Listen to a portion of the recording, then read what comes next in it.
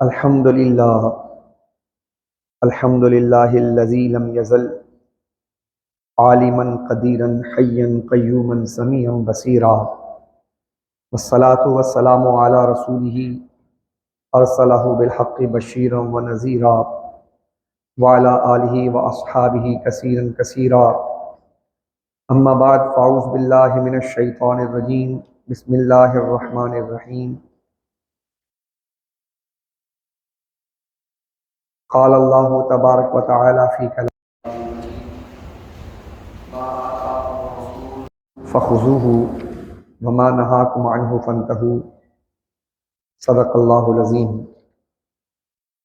ان اللہ وملائکتہ یصلون علی النبی یا ایھا الذین آمنوا صلوا علیہ وسلموا تسلیما اللہم صل علی سیدنا ومولانا محمد وعلی آل سیدنا ومولانا محمد وبارک وسلم صلاۃ و سلام علیک یا سیدی یا رسول اللہ وعلی آلک واصحابک یا حبیب اللہ۔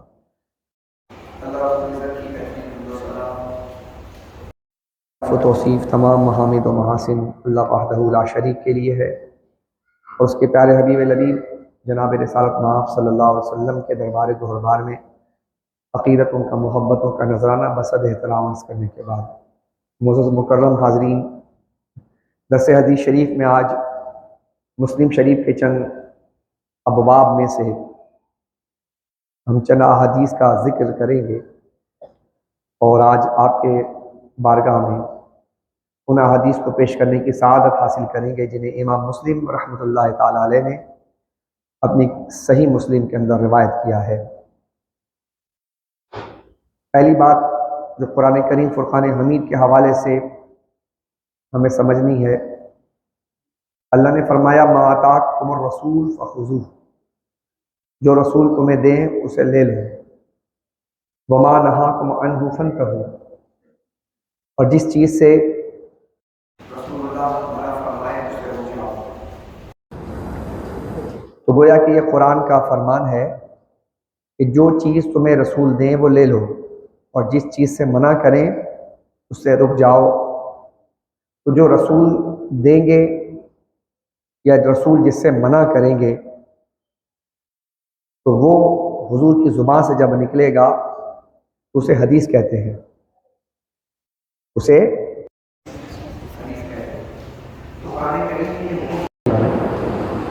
کہ رسول کی جو بات ہے وہ عام بات نہیں ہے، رسول کا منع کرنا کوئی عام منع کرنا نہیں ہے، یا رسول کا عطا کرنا کوئی عام عطا کرنا نہیں ہے، یہ قرآن کریم نے بیان فرمایا ہے۔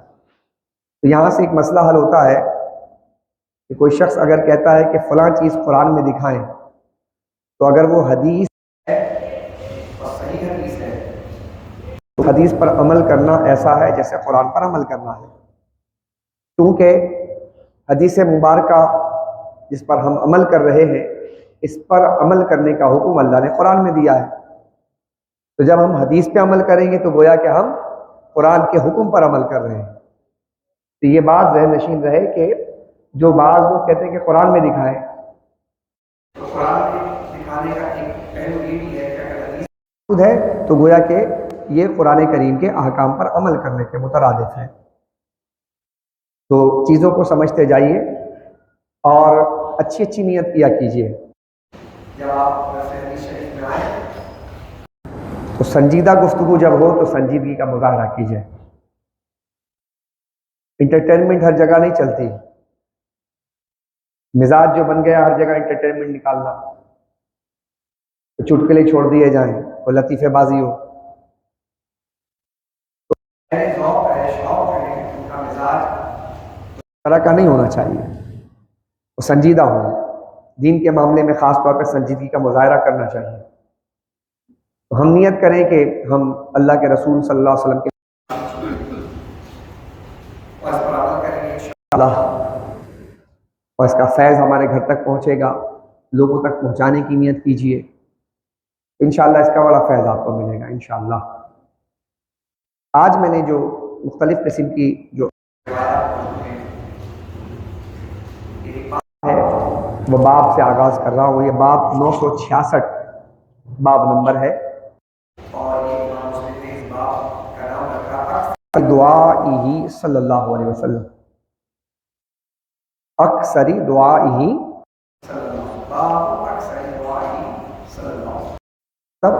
کہ اکثر اوقات میں نبی صلی اللہ علیہ وسلم کی دعا کا بیان ہے۔ اب یہ دعا اہم مسئلہ ہے، دعا ایک اہم مسئلہ ہے ہمارے یہاں۔ جو دعا ہے، دعا مانگنے کا سلیقہ آنا چاہیے، دعا کیا چیز ہے؟ عبادت ہے۔ اگر آپ اللہ سے دعا مانگتے ہیں تو آپ عبادت میں ہیں، اگر آپ دعا کرتے ہیں اللہ سے تو دعا کرنے سے اللہ رب العزت نے فرمایا کہ دعا زمین و آسمان کا نور ہے، فرمایا دعا مومن کا ہتھیار ہے۔ تو دعا جو ہے وہ تقدیروں کو بدل دیتی ہے، دعا عبادت ہے، دعا دین کا ستون قرار دیا گیا ایک روایت میں۔ دعا کی اہمیت بہت زیادہ ہے شریعت مطالعہ کے اندر، اسی لیے آپ دیکھیں گے کہ صبح شام کی دعائیں، صبح اٹھنے کے بعد سے لے کر سونے تک کی دعا ہے، آپ دیکھیں گے دعا ہے، اس کی جمع اجریا باب ہے، باقی امام مسلم نے باب بتایا باب اجریا، تو وہاں دعا کی رعایت ہے، وہاں سے روایت کے نام کے سامنے پیش کروں گا۔ تو خاص طور پر جوان بچے جو ہے حدیث کو غور سے سنیں کہ کبھی ہمیں دعا کرتے ہیں تو یہ ہمیں معلوم ہونا چاہیے کہ دعا میں کیا مانگنا چاہیے اور دعا میں کیا نہیں مانگنا چاہیے۔ ہمارے پاس اب ہر یہ منہ تو ہے ہمارے پاس ہے، اب جو چیز ہم مانگ رہے ہیں تو کیا یہ مانگنی بھی چاہیے کہ نہیں مانگنی چاہیے، کیا نہیں ہونا چاہیے۔ اب دعا عبادت ہے اور ہر وقت دعا کرنے کا حکم دیا گیا، تو دعا کون سی مانگنی چاہیے؟ ان میں سے ایک قطع رحم کی دعا مانگنی چاہیے، دعا نہیں مانگنی چاہیے۔ کبھی کبھار انسان جو ہے وہ غصے میں ہوتا ہے، چراغ میں ہوتا ہے، تو کہتا ہے کہ اللہ بس یہ جو رشتہ دار ہے نا ان سے میری جان چھوڑ، اے اللہ فلاں سے تعلق میری توڑ، یہ پتہ رہے کہ دعا ہے، اس کی یہ دعا مانگنی نہیں چاہیے، یہ دعائیں نہ مانگتے ہیں تو وہاں سے نکالتے۔ دعا کے اندر لغو دعا نہیں مانگنی چاہیے، بیکار دعائیں جس دعا حاصل حصول ایسی دعائیں نہیں مانگنی چاہیے۔ تو دعا جب ہم اللہ مانگتے ہیں تو یہ بات ذہن میں رہے کہ آپ اللہ سے مانگتے ہیں، اللہ سے کیا مانگنا چاہیے۔ اگر اللہ کی عظمت اور شان ہمارے سامنے رہے تو دعا مانگنے کا ذوق بڑھ جائے گا۔ آپ اس بات کا خیال رکھیں جب دعا مانگے ہم اور آپ کہ ہم کس سے مانگ رہے ہیں، جب یہ خیال رکھیں گے تو پھر ہماری زبان کنٹرول میں رہے گی۔ مطلب پھر آپ مجھے بتائیں کبھی کسی بڑے آدمی کے جب آپ چلے جاتے ہیں غصے والا صاحب غصہ ہو تو آپ جا کر الفاظ سناؤ، آپ اس کو چھوڑیے، جج کے سامنے جب آپ کھڑے ہوتے ہیں اور آپ سے کہا جائے گواہی دیجیے تو آپ کتنے کنٹرول اور کتنے ذہن کے ساتھ کھڑے ہوتے ہیں کہ کوئی غلط بات نہ پکڑ ہو جائے گی۔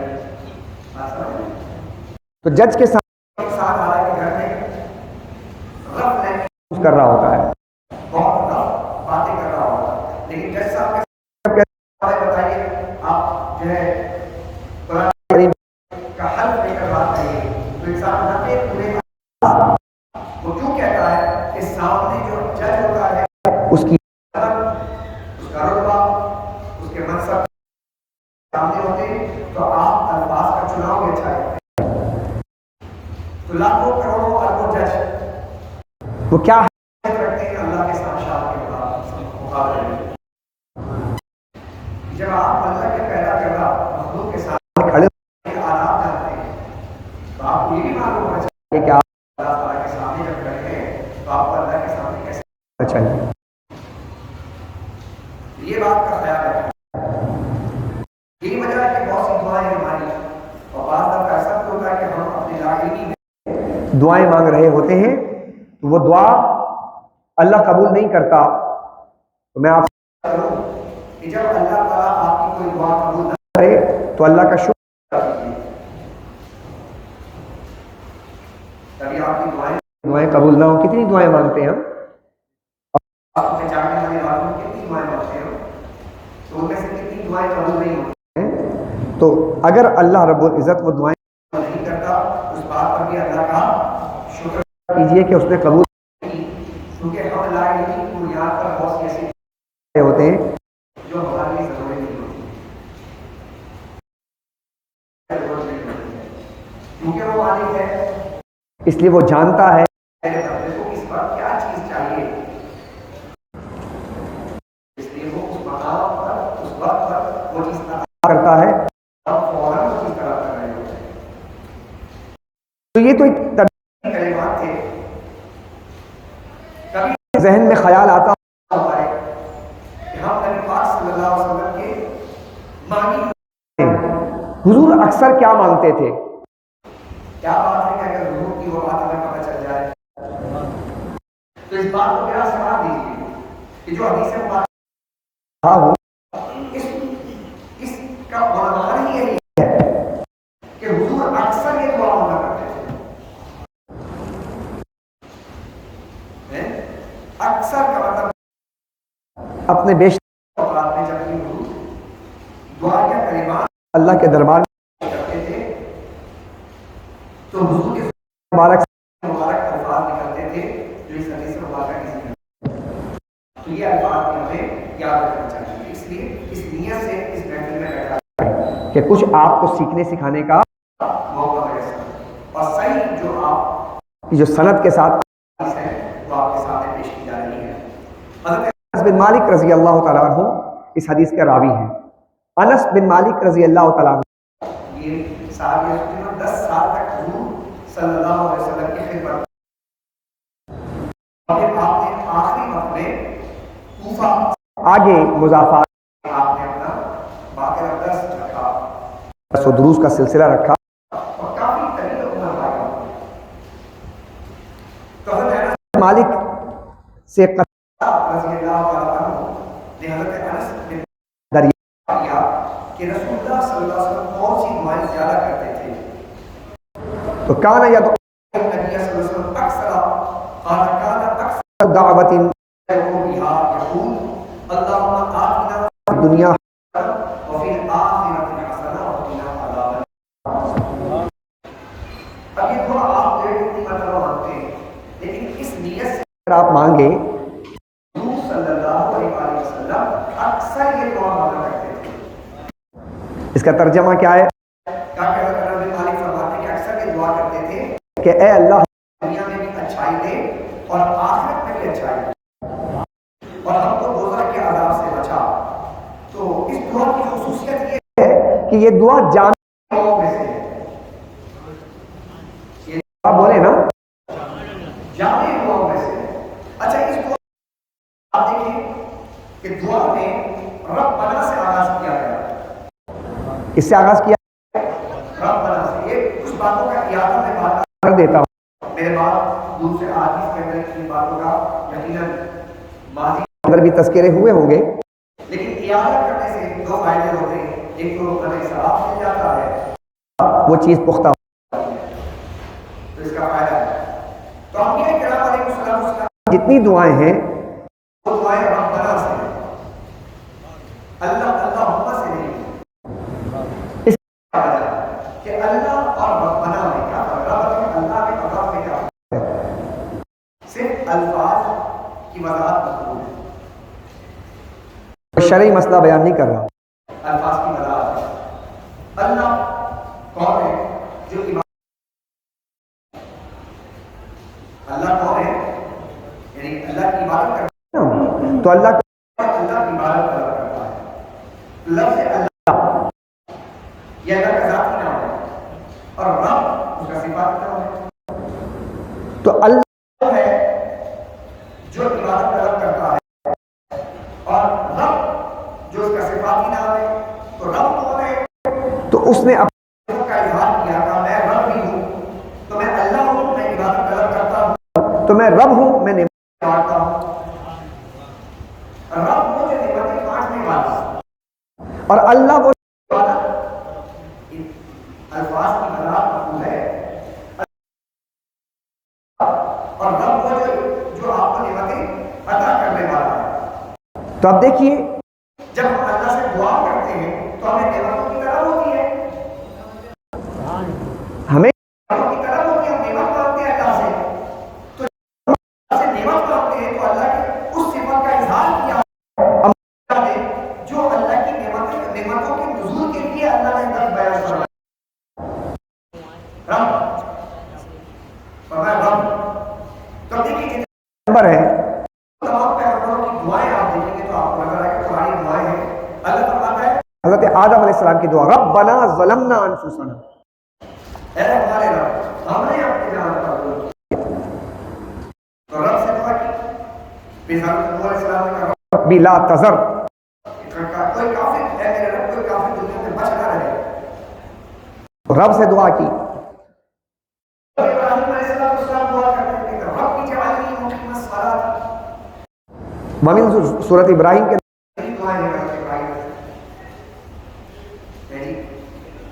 آپ نے فرمایا ربنا سمیع الدعاء کہ بے شک تو اے ہمارے رب تو دعاؤں کو سننے والا ہے. اے ہمارے رب میری نسل میں ایک ایسے اے ہمارے رب ہماری میری نسل میں ایک ایسا پیدا کر کہ جو تیرے کعبے کو بسائے آباد کرے. کہ تمہارے رب سے موسیٰ علیہ السلام نے دعا مانگی فرمایا رب اشرح لی صدری ویسر لی امری. اے میرے رب. عیسیٰ علیہ السلام نے دعا مانگی. ارشاد فرمایا قرآن میں ربنا انزل علینا مائدۃ، اے ہمارے رب ہم پر خانے نعمت کو نازل فرما. اور جب ہمارے رسول دعا کر رہے ہیں تو کہتے ہیں ربنا فی الدنیا حسنہ. اچھا ہاں اپنے مرضی سے جناب کبھی یہ ذہن میں خیال نہیں گزرتا. پیغمبروں نے جس طرح دعا مانگی ہم بھی ویسے رب زدنی علما. اے میرے رب میرے علم میں اضافہ. بات سمجھ رہے؟ یہاں بھی ایک بات کی وضاحت. جب بات عبادت کی آئی ایھا المزمل قم اللیل الا قلیلا. اس بات کی وضاحت ہو جائے کہ جب علم کی بات آئی تو علم کے اس بات میں یہ بات سمجھ لیں کہ ایک عبادت اور ایک ہے علم. جب حضور عبادت کر رہے ہیں اور رات بھر کھڑے ہیں عبادت میں کام مکمل ہو جاتے ہیں تو اللہ جل وعلا شانہ کیا فرماتا ہے؟ فرماتا ہے یا مزمل قم اللیل الا قلیلا. آپ رات کے کچھ عرصے میں قیام کیا کیجیے. قلیل کر دیں اپنے قیام کو، عبادت کم کر دیجئے. عبادت میں کمی کی بات آئی لیکن جب بات علم کی تو میں رب زدنی علما. عبادت ہے لیکن جب علم کی آئی تو علم میں اضافے کی بات کی جائے. دونوں باتوں میں دیکھیں فرق. اور کیا تو کیا مطلب ہوا کہ ہم عبادت لگ رہے ہیں علم کی بات آتی ہے تو ہم علم نظر آتے ہیں، علم میں کمزور نظر آتے ہیں. ہماری جہالت ہو رہی ہے. ہم علم کی طرف راغب نہیں ہوتے. پورے دن گزر جاتے ہیں گزر جاتے ہیں علم کی وجہ سے ہم اٹینڈ نہیں کرتے. کہاں سے آئے گا جبکہ اللہ جل وعلا شان فرماتا ہے. اور آپ کو پتہ ہے اس کائنات میں اللہ کی مخلوق میں اللہ کے بعد اللہ نے جس کو پیدا کیا سب سے زیادہ علم اللہ کو عطا کیا گیا. سمجھو غلط بات ہے. جس کو سب سے زیادہ علم دیا گیا تو کہا گیا تم بھی میرے دربار تو یہ کہو کہ میرے علم میں اضافہ فرما. اور جن کے پاس ہے تکیہ بیٹھے ہیں یعنی بڑے شان سے ہم مطلب آگے بڑھنے تیار ہی نہیں ہے. مومن کے دو دن یکساں نہیں ہو سکتے. جیسے کل تھے ویسے آج علم میں کوئی بڑھوتری نہیں ہے, اضافہ نہیں ہے. کیسا مومن ہے؟ کبھی اپنے آپ پر قرض کھایا کیجیے کہ مطلب ہمارا علمی معیار بلند نہیں ہوتا, جہالت ختم نہیں ہوتی. علم تو ایک ایسی شے ہے کہ نہ ختم ہونے والا سلسلہ ہے, اور یہاں آپ کے سامنے اس کی مثال رکھی ہے. اسی طرح رسول پاک صلی اللہ علیہ وسلم کی چند دعائیں آپ دیکھیے, جس کا ذکر میں کر دیتا ہوں کہ سوئتہا میں فرمایا کہ رب زدنی علما. آپ دعا کرتے ہیں, امام بخاری نے روایت کیا کہ حضرت انس بیان کرتے ہیں کہ رسول پاک صلی اللہ علیہ وسلم یہ دعا کرتے تھے, اے اللہ میں عجز سے, سستی سے, بزدلی سے اور بڑھاپے سے تیری پناہ میں آتا ہوں. اللہم انی اعوذ بک من الکسل والجبن والحرم, اعوذ بک من عذاب القبر واعوذ بک من فتنة المحیا وفتنة الممات. یہ دعا کرتے ہیں. اب اس میں کتنی چیزوں کی جو ہے وہ پناہ طلب کی گئی, ضرور کی گئی. پہلی چیز, اے اللہ میں عاجز ہونے سے, یہ عاجز ہونا انسان کا, کسی کے سامنے انسان عاجز ہو جائے یا مانگنے لگ جائے, یا عاجز ہو جائے انسان اتنا اپنے جسم کو لے کر کہ انسان بستر پر لیٹ جائے, اسے حضور پناہ مانگتے تھے. یہ بڑی اہم بات ہے کہ حضور جن چیزوں سے پناہ مانگتے تھے وہ ان میں یہ بات موجود ہے. ان میں بہت سے آباد تشریف فرما ہے. کسی وقت کوئی وقت آ جائے, عاجز ہو جائے انسان. ایک نوجوان ہے, 4 دن کی بات ہے, ہمارے مسجد میں تو 18 سے 22 کے درمیان کا لڑکا ہوگا نوجوان, تو وہ چل بھی رہا تھا, بالکل آج تھا بیچارا, ٹیڑھا ہو کے چل رہا تھا اور گردن اس کی گھمی ہوئی تھی. بات کر رہا تھا تو منہ سے بات نہ ہو. مطلب ایک عجیب کیفیت اس بچے کی دیکھ کر وہ آ کر اسے سوال کرتا ہے, کہتا ہے کہ وہ عالم کے پوسٹ کا آغاز کب سے ہوگا ذرا کچھ بتائیے. حیرانی کی بات ہے, اس حالت میں وہ آ کر اسے سوال کیا کر رہا. یہاں کچھ حکمت سوال نہیں پوچھتے جن کے پاس دولت ہے, مال ہے, سب کچھ ہے, وہ نہیں پوچھتے آ کر کے ہمارے کا ٹائم نہیں. دنیا کمانے کے لیے بہت ٹائم ہے ہمارے پاس, لیکن آپ دیکھیے کہ سلامت رہے جذبہ. لیکن اس نوجوان سے پوچھا یہ حالت آپ کی یہ کیسے ہوئی, کب ہوئی؟ تو اس نے عجیب بات کہی. اس نے کہا کہ 1 سال پہلے ہوئی. حیرانی کی بات نہیں کہ 1 سال پہلے کیسے؟ کہا کہ بس ایک نس دب گئی, کوئی انجیکشن لگایا, اس کے بعد نس دب گئی تو پورا وجود جو ہے وہ آباد ہو گیا, اور کسی کام کے قابل نہیں ہوئی. تو ہم جو اپنے صحت پر اتنا ناز کرتے ہیں اور ہمیں بڑا اس پر فخر ہوتا ہے, تو آپ کو پتا ہے کہ آپ کا آنے والا وقت جو ہے وہ آپ کے ساتھ اس صحت اور عافیت کے ساتھ ہے کہ نہیں ہے. اس دن سے ڈرنا چاہیے انسان. تو اللہ کے رسول صلی اللہ علیہ وسلم دعا مانگتے تو فرماتے کہ اللہ مجھے عاجز ہونے سے بچا, سست ہونے سے بچا. جب بندہ سست ہو جاتا ہے تو دل سے اللہ کی عبادت نہیں کرتا, جو ہماری یہاں بیماری لگ گئی.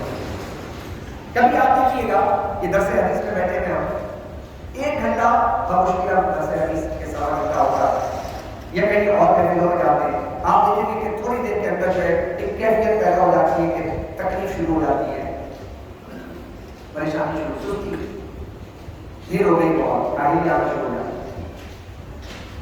حالانکہ ہم اسی طرح گناہ کی محفلوں میں جب جاتے ہیں تو وہاں سستی نہیں ہوتی ہماری, وہاں کاہلی نہیں ہوتی. شادی بیاہ میں آپ 3 گھنٹے آ کر بزرگوں کا حال ہوتے دیکھا ہے, بڑے مزے سے دینا پیسے لٹا رہے ہوتے ہیں, وہاں سستی نہیں آتی. لیکن جیسے دین کی بات شروع ہو جائے, قرآن حدیث کی بات شروع ہو جائے, سستی پیدا ہو جاتی ہے. تو یہ سستی جو ہے یہ بیماری ہے. سنت نہیں پڑھتے آج ہمارے یہاں لوگ, سستی ہے نا, یہ صرف فرض پہ اکتفا, سستی ہے نا. تو اس سے پناہ مانگے اللہ کی کہ اللہ مجھے عبادت میں ذوق پیدا نہیں ہو رہا کہ میں سنت ہی نہیں پڑھ رہا. 17 رکعت آپ عشاء کی جماعت میں آپ کیلکولیشن کریں, اگر تھوڑا سا یہ کریں تو آپ کو میجورٹی آف پیپل ایسے ملیں گے کہ جو 17 رکعت نہیں آپ اپنے آپ سے پوچھئے کتنا عرصہ ہو گیا کہ میں اصل کی سنت میں پڑھتا ہی نہیں. سنت موقع اور غیر موقع میں یہ تو فضیلت کے اعتبار سے ہے، لیکن ہے تو سنت نا، ہے تو رسول اللہ کا راستہ. تو ہم ہر اس چیز کو کہ جس سے اللہ کا قرب ملنا ہے اس میں سستی کا شکار ہے. تو یہ سستی انسان کو جب آ جاتی ہے تو پھر وہ اللہ سے دور کر دیتی ہے انسان کو. تو رسول کریم صلی اللہ علیہ وسلم جو رات بھر عبادت کرتے تھے اور دن بھر، اور صحابہ کرام کے معمولات میں سے آتا ہے، حضرت سیدنا عمر بن خطاب رضی اللہ عنہ کے معمولات میں سے آتا ہے، آپ رات بھر عبادت کرتے تھے اور دن بھر لوگوں کے معاملات طے کرتے تھے. صحابہ کے معمولات میں سے آتا ہے کہ رات بھر عبادت کرتے تھے اور دن، یعنی کہ اس کو یوں تعبیر کیا جاتا ہے کہ صحابہ رات کو مسلح کے پشت پر ہوتے تھے اور دن میں گھوڑے کے پشت پر ہوتے تھے. سستی اور کاہلی کا مفہوم تک نہیں تھا. اندازہ لگا بڑا مشکل ترین کام ہے دوستو کہ رات آپ عبادت کریں. ہماری ایک رات کی اگر اچھا ہم عبادت جب کرتے ہیں تو اس بات کا آپ دیکھیں کہ تعین کیا جاتا ہے کہ نیکسٹ ڈے چھٹی کا ہو، اور اگر کوئی رات جاگنے والی ہوتی ہے تو ہم اگلے دن چھٹی کر رہے ہوتے ہیں. لیکن صحابہ اور اہل بیت اور دیگر ہمارے اولیاء کرام ان کی راتیں تو ہر رات ایسی ہوا کرتی تھی کہ سستی کا کوئی نام و نشان نہیں. حضرت سیدنا شیخ عبد القادر جیلانی رضی اللہ عنہ کے حوالے سے شاہ عبد المحمد دہلوی رحمۃ اللہ علیہ نے کہا کہ ہر رات قرآن کریم مکمل ختم فرماتے تھے. سوچے نہ غور کریں آپ کہ 15 سال تک یہ معمول تھا. کتنے کیا استقامت تھا بتائیے گا. اور 40 سال تک عشاء کے وقت فجر کی نماز ادا ہوئی. اور دن میں عالم یہ تھا کہ تو راتیں تھی نا تو دن کا عالم بھی پوچھیں. دن میں 13 اسباق کرایا کرتے تھے. سستی کہیں ہے بتائیے آپ. جب انسان اتنے ذوق اور شوق کے ساتھ 13 اسباق کیوں پڑھاتے کہ آپ صبح سے لے کے دوپہر تک پڑھاتے ظہر تک، اور ظہر کے بعد جو دور ذہن بچے ہوتے تھے جن کا ذہن، جن کی ذہنی صلاحیتیں کمزور ہوتی تھیں، آپ ان بچوں کو لے کر بیٹھتے تھے، ان کو اسباق پڑھایا کرتے ہیں، پڑھایا کرتے ہیں. حضور صلی اللہ علیہ وسلم اور آپ نے 41 سال عمر پائی لیکن عقل اپنی جگہ برقرار رہی. اب انسان کا ایک عمر کا وہ حصہ آتا ہے کہ جہاں پر انسان کیا کرتا ہے، انسان کی عقل فاقد ہو جاتی ہے، چلی جاتی ہے، بہتی بہتی باتیں کرتا ہے. یہ بڑھاپے میں آتا ہے. تو حضور کہتے تھے، ارشاد فرماتے تھے کہ اللہ میں بڑھاپے سے پناہ چاہتا ہوں. تو بڑھاپے سے مراد ہے اور ضرور عمر، ایسی عمر کہ جس میں انسان بہتی بہتی باتیں کرے، عقل سلامت نہ رہے، ایسی بڑھاپے سے سرکار پناہ مانگتے تھے. لیکن جس کی، اچھا آپ دیکھیے یہ بڑھاپا اور جوانی اس کا آپس میں بڑا تعلق ہے. ایک وقت انسان کا بڑھاپے میں ایسا آتا ہے کہ انسان جو ہے وہ کچھ کرنے سے نکما ہو جاتا ہے، ناکارہ ہو جاتا ہے. یہ ہمیں نہیں پتا، ہمیں دعا تو کرنی ہے لیکن ہمیں نہیں پتا. لیکن ایک بینیفٹ ہے ان لوگوں کے لیے کہ جو آج جوانی کی عمر گزار رہے ہیں. جب بندہ بستر پر لمبا ہو جاتا ہے، اب وہ عاجز ہے، نہ وہ سجدے والی نماز پڑھ سکتا ہے، نہ قیام والی نماز پڑھ سکتا ہے، نہ چل کر مسجد جا سکتا ہے، وہ لیٹا ہی ہوا ہے. اب فرشتوں سے، فرشتے اللہ سے پوچھتے ہیں، دریافت کرتے ہیں کہ مالک کو بولا یہ بندہ تو لیٹ گیا، اس کے بارے میں کیا لکھا جائے؟ کیا تو کچھ کر ہی نہیں رہا ہے، اب تو یہ ساکت ہو گیا، تو اس کے بارے میں کیا لکھا جائے؟ تو اس وقت اللہ کا حکم ہو رہا ہے اس کی جوانی دیکھو، اس کی جوانی دیکھو. اگر یہ جوانی میں نمازیں پڑھتا تھا تو یہ لیٹا ہوا ہے تو اس کے لیٹنے میں نمازیں لکھنا شروع کر دو. اور اگر یہ جوانی میں گناہ کرتا تھا تو یہ لیٹا ہوا ہے، اس کے نامہ عادت کو لکھنا شروع کر دو. نوجوانوں تم سے میری گزارش ہے کہ تمہارے پاس یہ موقع ہے، اور جو بوڑھے افراد تشریف فرما ہیں انہوں نے تو اپنی جوانی گزار دی، اب ان کے پاس سوائے دعا کا اور کوئی سہارا نہیں ہے، کیونکہ اب آپ وہ پروسیس سے گزر چکے ہیں، ان مروڑوں سے گزر چکے ہیں. اب آپ دوبارہ جوانی میں جا نہیں سکتے. تو اب آپ کیا ہے کہ آپ کی دعا مانگیں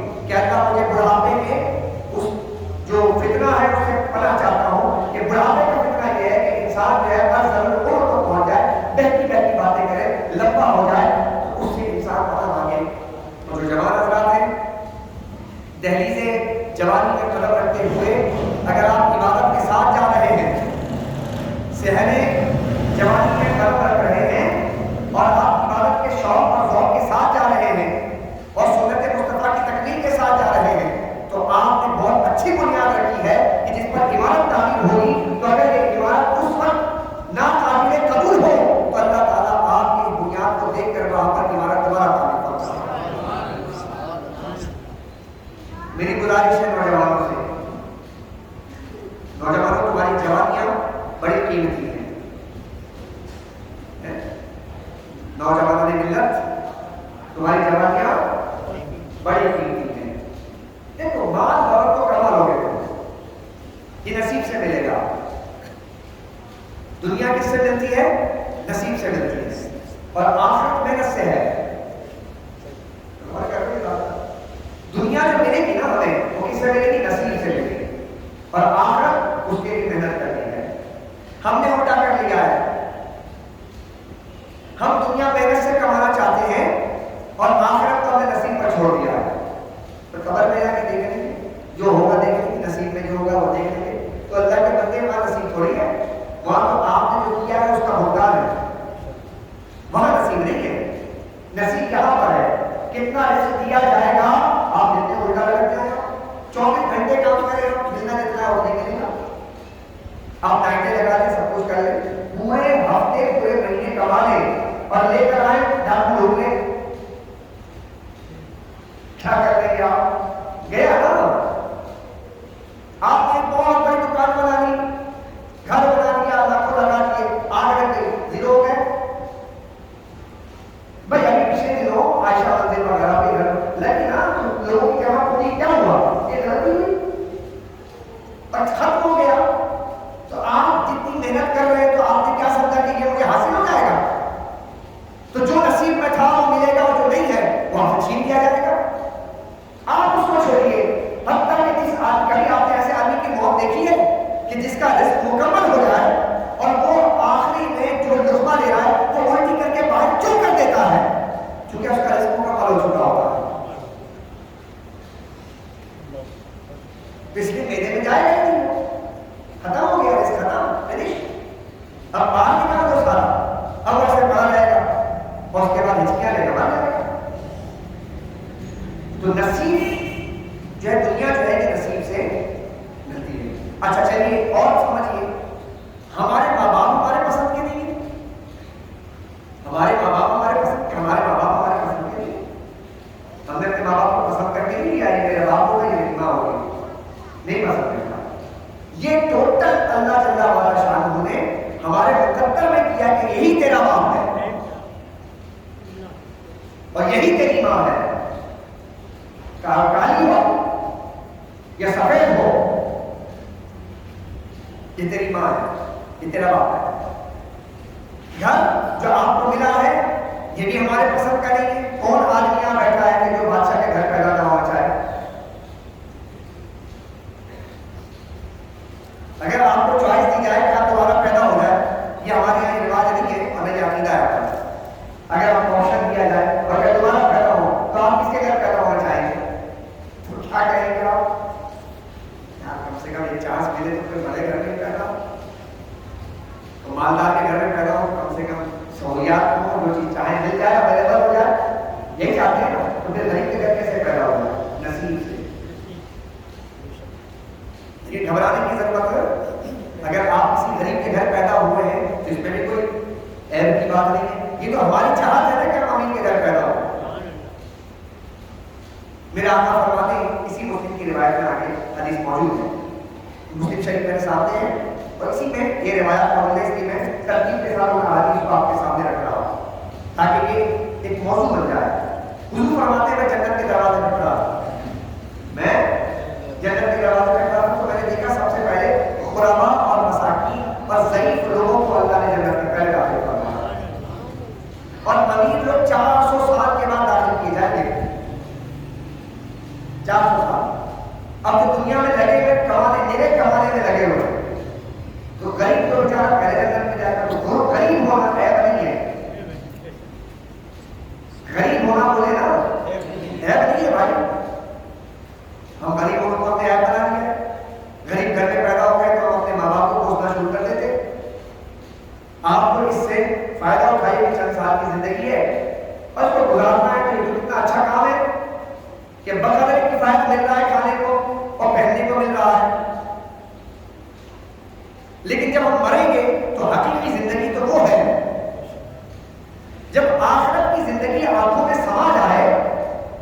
دنیا کہاں جچتی ہے بھائی؟ تو اپنے آپ کو ان چیزوں سے نکالے کہ آپ یہاں پر چند سالوں کے لیے تشریف لائے ہیں، اس کے بعد پھر آپ نے یہاں سے واپس جانا ہے وہ جگہ، آپ کا سفر جاری ہے، آپ یہاں پر اکتفا نہ کریں۔ یہ مسافر ہیں آپ اس دنیا میں، اور مسافر ہمیشہ جب راہ میں نکلتا ہے تو زیادہ راہ تھوڑا لگتا ہے۔ ہم نے تو بہت پا لیا ہے۔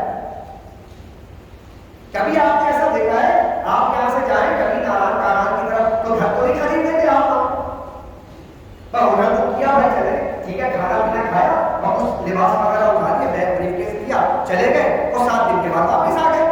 تو سفر کا تو یہ ہے پرسپشن۔ تو یہ دنیا کے لیے ہم نے کیا بنا لیا کہ ہم نے ہر آدمی کو موت سے خوف زدہ ہے، ہر آدمی مرنے کے لیے تیار نہیں ہے۔ امت مسلمہ کا ہر فرد آپ اٹھا کر دیکھیں اللہ ماشاء اللہ جنہیں اللہ نے سوچ دی، بوجھ دیا، دین کی طرف دی، وہ لوگ تو موت اس کی تیاریوں میں لگے ہوئے ہیں، لیکن بھاری اکثریت مسلمانوں نے عالم کی وہ کیا عالم ہے کہ وہ موت کی تیاری بلکہ موت سے بھاگ رہے۔ انہوں نے سوچا تھا کہ ہمیں مرنا ہی نہیں ہے۔ اسی کو کہتے ہیں وہم۔ عالم اسلام وہم کی بیماری میں مبتلا ہو گیا، اس کا علاج تو نہیں ہے نا۔ اس کا علاج کیا؟ قناعت ہے۔ وہم کی بیماری کا علاج کیا ہے؟ قناعت ہے، قناعت۔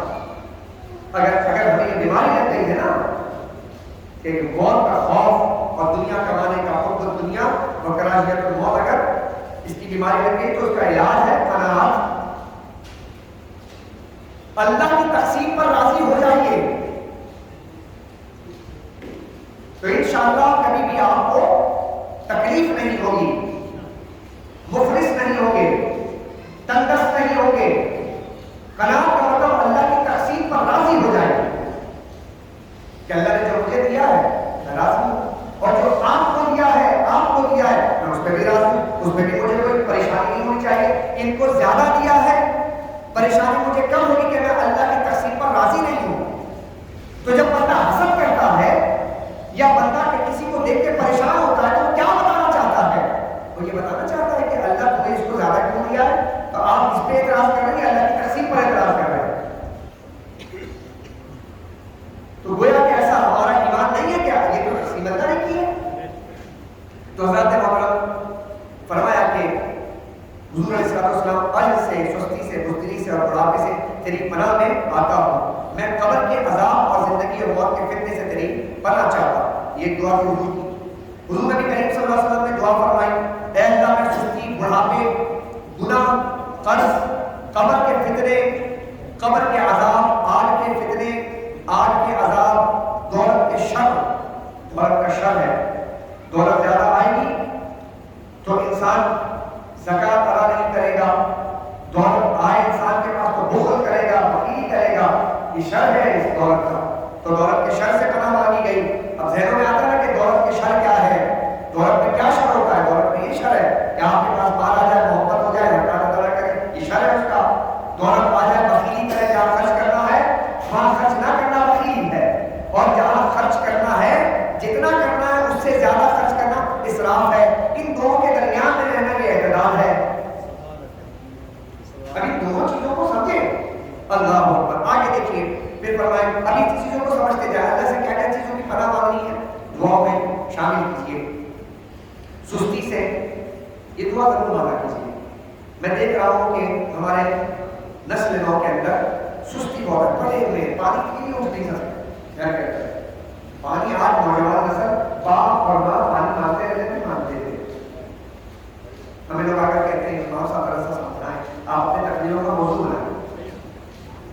باپ ماں کہتے ہیں پانی پلا کو، آج کی جو نوجوان نسل ہے پانی پلانے کے تیار ہے، اتنی سست اور کاری ہو گئی۔ حالانکہ ان کی سعادت مندی ہے کہ وہ فوراً لپک جائیں اپنے والدین کی خدمت کے لیے۔ تو سستی ہے یہ ہماری، لیتے ہوئے موبائل فون آپ کے ہاتھ میں ہے اور آپ لیٹے ہوئے پوری پوری رات، پورے پورے دن لیٹے ہوئے، نمازوں کا وقت گزر جاتا ہے، کوئی پرواہ نہیں ہے، بالکل بے فکر ہے۔ میچ آ گیا تو بس لیٹے ہوئے ہاتھ میں ریموٹ کنٹرول ہے اور میچ دیکھنے چلے جا رہے ہیں، سستی اور کالی مئی کھانا، فون کر دیا، فوڈ پانڈا سے کھانا آ گیا صاحب، اور وہ بھی جناب ریڈی میڈ کھانا، اور وہ کھانا جناب وہی لیٹے لیٹے کھا رہے ہیں، پانی وہی پی رہے ہیں، ان کا تو بس نہیں چلتا تو وہ بولو براب بھی نہیں کر دیں، تو ایسا سلسلہ بن جائے تو پھر تو بچنا سے اٹھے گا. کیا ہے کیا ہے؟ تسخیر کائنات کرنا ہے تو تسخیر کائنات کے لیے ایفرٹ کرنے پڑیں گے، نکلنا پڑے گا، وقت کو مینج کرنا پڑے گا. آپ کو سست اور کاہل ہونے سے بچانے کے لیے اللہ نے 5 وقت کی نماز فرض کیا ہے آپ پر. اگر نماز نہ ہوتی تو بندہ کیسے ہوتا؟ یہ سست اور کاہل ہونے سے بچانے کے لیے. سبحان اللہ کے لیے. یعنی انسان لیٹتا ہے تو مینج کرتا ہے اپنے آپ کو کہ میں سو رہا ہوں لیکن مجھے اس ٹائم تک اٹھنا ہے. اگر یہ ٹائم مینجمنٹ اللہ نہ کرتا تو بندہ کو ایک گھنٹے تک سوتا رہتا. تو گویا کہ اللہ تعالیٰ ہر وقت ہمیں ٹائم کے اعتبار سے مینج کرواتا ہے کہ یہ وقت کام کا ہے، اٹھ جا. اٹھایا جاتا ہے، نماز پڑھوا کر آپ کو کام میں لگایا جاتا ہے. بڑا فائدہ نماز کا ہی بڑا فائدہ. اور جو لوگ نماز نہیں پڑھتے نا، بے نمازی ہیں، آپ ان کو دیکھیں وہ سست اور کاہل ہیں. اور جو نماز پڑھتے ہیں آپ کے چہرے کا تروتازگی دیکھیے، آپ ان کے چہرے، ان کے جسم میں جو ہے توانائی دیکھیے آپ، اور چابک دستی دیکھیے آپ کہ جس طرح وہ چکا چوندھ رہتے ہیں. لیکن جو لوگ نماز سے دور ہیں، آپ ان کے جسم اور قوا جو ہے وہ آزاد ان کے مطمئن ہو جاتے ہیں. تو نماز ایک بہترین ورزش بھی ہے جس میں آپ عبادت بھی کر رہے ہیں اور پوری آپ کی پریکٹس بھی ہو رہی ہے. تو یہ بھی ایک فائدہ ہے اور ساتھ میں ٹائم مینجمنٹ بھی کروا دیجیے. تو حضرات عزیز وقار، قرض سے پناہ مانگے، زیادہ ایکسٹرا آرڈنری پیسے مت لیں لوگوں سے. قرض یہ بہت بڑا فتنہ ہے، اور خاص طور پر اگر گناہ کے لیے قرض لیا جائے تو اس کو اتارنا بڑا مشکل ہوتا ہے. شادی بیاہ میں جو قرض لیے جاتے ہیں آپ دیکھیے گا وہ قرض بہت بھاری پڑ جاتا ہے. کبھی آپ کے ماں باپ بیٹھے ہیں، ایسے آپ کسی نیک اور جائز کام کے لیے قرض لیجیے گا تو دیکھیں گے اس کا اتارنا آسان ہے. لیکن جو شادی بیاہ میں جو قرض لیا جاتا ہے وہ اتارنا مشکل ہوتا ہے. کیوں؟ چونکہ وہ پیسہ اکثر اور بیشتر گناہ کے کاموں میں صرف کیا جاتا ہے. یعنی ان میں سے آدھا پیسہ ایسا ہوتا ہے کہ جہاں خرچ نہیں کرنا ہوتا ہے، گناہ کے کاموں میں خرچ کر دیے جاتے ہیں، تو اس پیسے کا اتارنا مشکل ہو جاتا ہے. اسی طرح سرکار دو عالم صلی اللہ علیہ وسلم فرماتے تھے، کیا بات، کتنی پیاری بات ہے. آپ دعا کرتے تھے وہ اعوذ بک من فتنۃ الفقر، یعنی میں فقر سے تیری پناہ چاہتا ہوں. یہ فقر کیا ہے؟ اب دیکھیے اس فقر سے مراد کیا ہے کہ انسان جب توجہ طرف بات ہے، مان نہیں ہونا، مان فقیر ہو جائے تو غصہ بہت آتا ہے، اسے اریٹیٹ ہوتا ہے، ہر بات پہ وہ جناب بکواس کر رہا ہوتا ہے. کیونکہ پیسہ نہیں ہے، غصہ زیادہ آتا ہے، اس میں کفر بھی کر دے گا، اس میں کہاں تلفی بھی کر دے گا، ناجائز بھی کر دے گا. تو یہ فتنہ ہے فقر کا، فقیری کا. اور جو تمنگر ہے اس کو غصہ کم آئے گا. اس اعتبار سے وہ لوگوں کے حقوق ادا کرنے میں کوئی ملامت نہیں ہوئی، چلو دے دو بھائی، مان ہی نہیں ہے تو ظاہر سی بات ہے کہاں سے دے گا. تو اللہ کے رسول فرماتے ہیں اللہ میں فقر کے فتنے سے تیری پناہ چاہتا ہوں. آپ سمجھ رہے ہیں؟ تو فقیری کوئی اچھی چیز بھی نہیں ہے، اگر کوئی بری چیز نہیں ہے تو اچھی چیز بھی نہیں ہے کہ انسان فقیری کی تمنا کرنے لگ جائے. اللہ کے رسول سے پناہ مانگی ہے. لیکن یہ فقر وہ فقر نہیں ہے کہ جو رسول کریم صلی اللہ علیہ وسلم نے فرمایا تھا الفقر فقری، کہ فقر میرا فقر ہے، یہ وہ فقر نہیں ہے. تو قرآن کریم فرقان حمید نے 13 مقامات پر لفظ فقر کا ذکر فرمایا، 13 مقامات. اور فقر فقیری یہ علیحدہ چیز ہے. میرا طریق امیری نہیں فقیری ہے، خود ہی نہ بیچ فقیری میں نام پیدا کر. تو اقبال نے یہ فقیری مانگنے والی فقیری کا ذکر نہیں کیا ہے. یہ وہ فقیری ہے، وہ فقر ہے کہ جو انسان کو فاقے کی طرف لاتا ہے، قناعت کی طرف لاتا ہے، یاد الہی کی طرف لاتا ہے، ریاضت کی طرف لاتا ہے، رجوع اللہ کی طرف لاتا ہے، اور پھر انسان کو اللہ کا مقرب بنا دیتا ہے. اللہ کے رسول نے اس فقر کی بات فرمائی ہے. تو یہ فقر تو بہت اچھی چیز ہے. تو یہ فقر کو اس کے ساتھ نہیں ملایا جائے. اللہ اکبر. اور پھر فرماتے ہیں کہ اے اللہ میں وَأَعُوذُ بِكَ مِن فِتْنَةِ الْمَسِيحِ الدَّجَّالِ، میں مسیح دجال کے فتنے سے تیری پناہ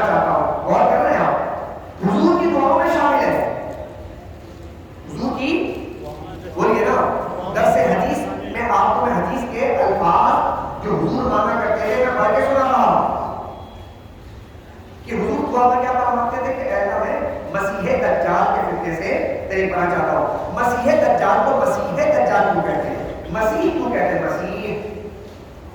مسیح کا معنی ہے سیر و سیاحت کرنے والا، سیاحت کرنے والے کو کہتے ہیں مسیح. تو چونکہ دجال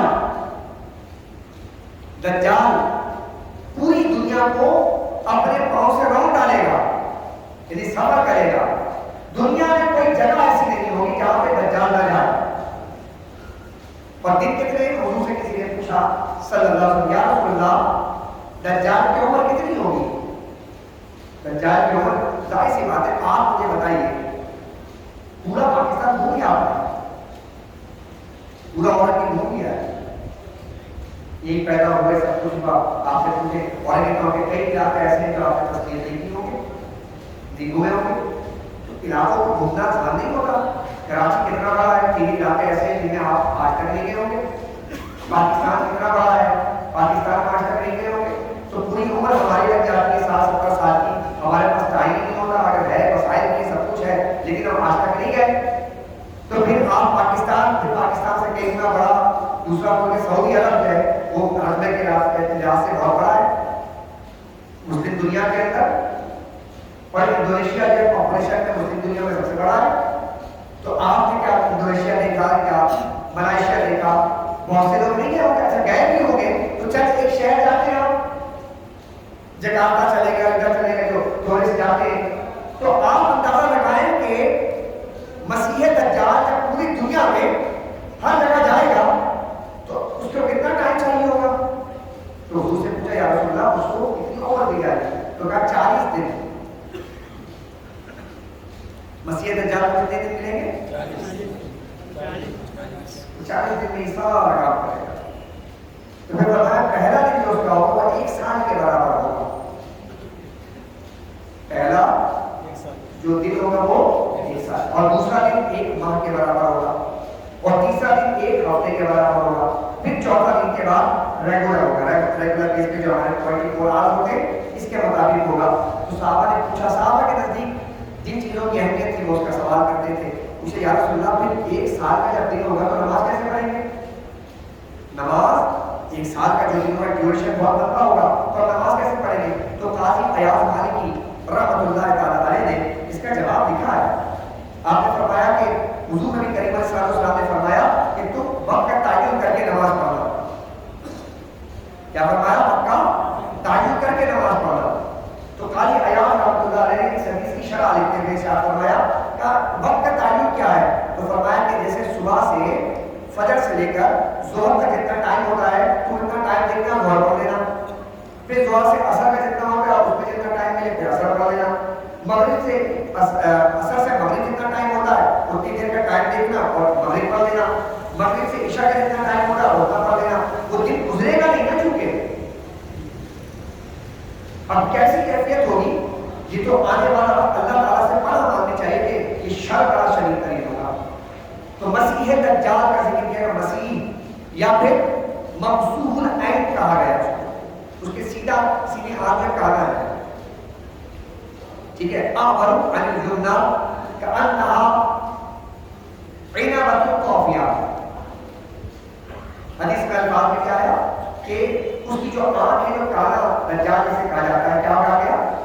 کانا دجال جسے کہا جاتا ہے. تو کانا کا مطلب کیا ہے؟ تو کہا کہ اس کی ایک کان کانی ہوگی اور گویا کیسے جیسے دھلا و انگور ہوتا ہے. کأنہا عنبۃ طافیہ.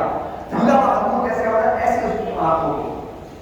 تو ہمارے یہاں بہت سارے لوگ جو ہیں وہ بچہ جو پیدا ہوتا ہے تو اس کو ایک دفعہ آپ کو سوشل میڈیا پہ ذکر آیا ہوا کہ کانا دجال پیدا ہو گیا ہے اور خروج ہوگا اس کا پیدا ہو چکا ہے.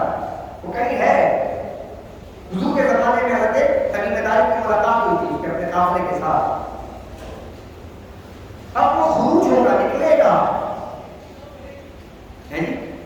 تو کانہ عنبۃ طافیہ فرمایا گیا. تو اب حضور نے فرمایا کہ وہ کانا ہوگا. کیا ہوگا؟ لیکن تمہارا رب کانا نہیں ہے. کیا فرمایا؟ یہ حدیث میں آیا ہے، مسلم شریف کی روایت ہے.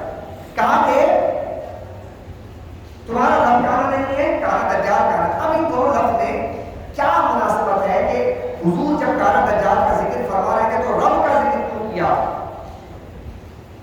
تو یہاں پر یہ بات سمجھ لیجیے کہ کانا دجال جب آئے گا تو پہلے نبوت کا دعویٰ کرے گا، پہلے اپنے آپ کو کہے گا میں نبی ہوں، معاذ اللہ، نعوذ باللہ، اور پھر کہے گا میں رب ہوں۔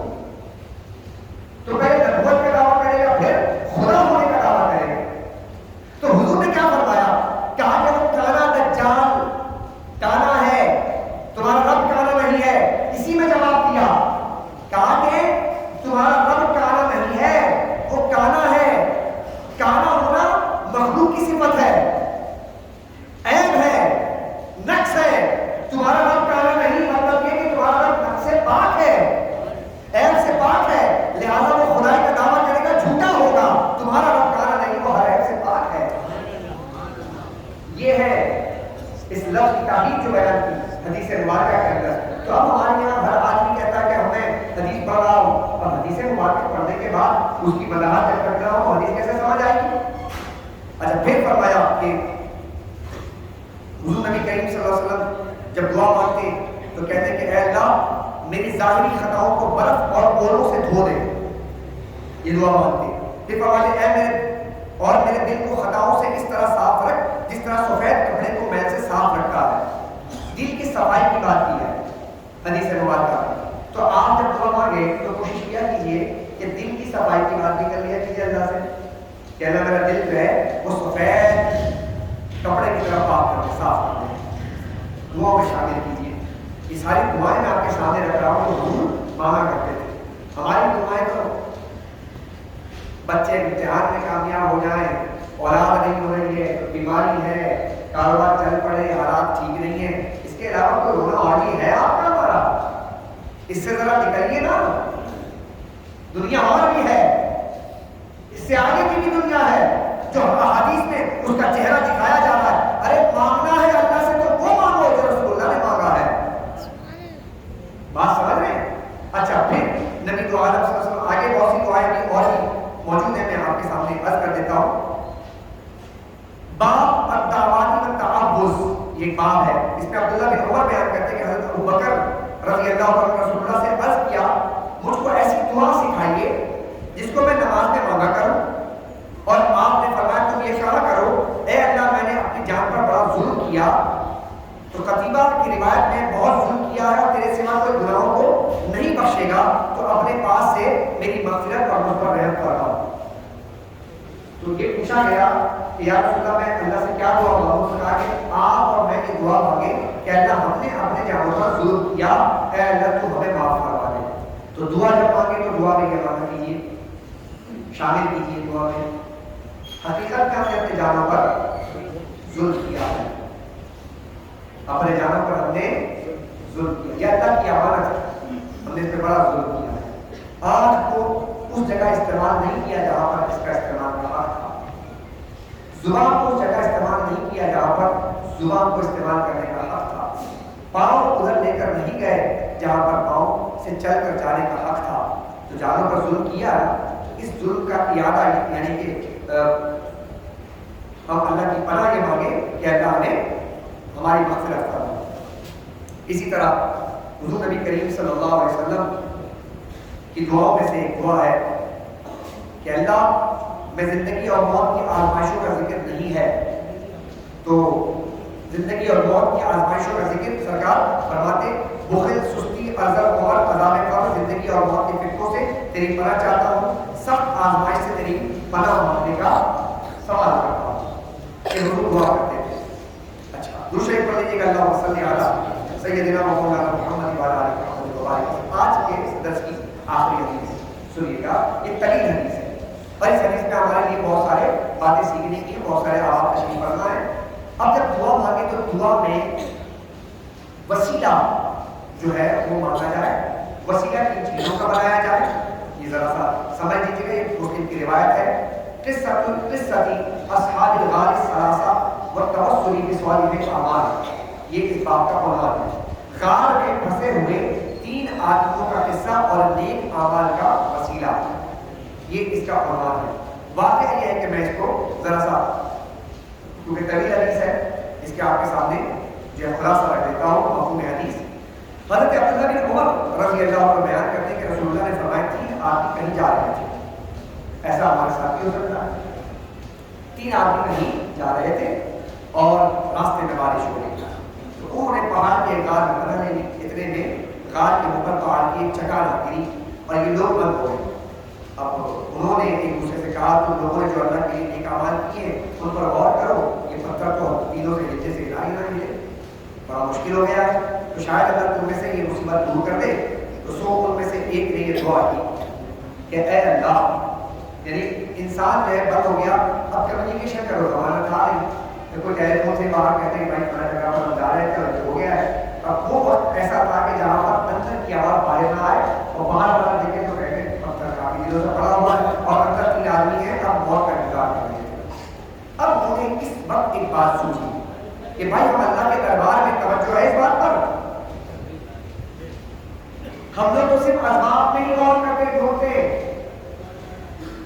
یا کوئی دھکا لگاؤ، کوئی پتھر لگاؤ، کوئی یہ کر لو، کیونکہ آج کے زمانے میں لوگ اسباب میں کھو چکے ہیں، ہر چیز سوال، یعنی کہ آپ اسباب کی طرف آگے چلے جا رہے ہیں، مسبب الاسباب کی طرف نہیں جا رہے۔ انہوں نے اس موقع پر مسبب الاسباب کی طرف رجوع کیا اور اللہ سے جب دعا مانگنے کا ارادہ کیا تو اپنے نیک اعمال کو وسیلہ بنایا۔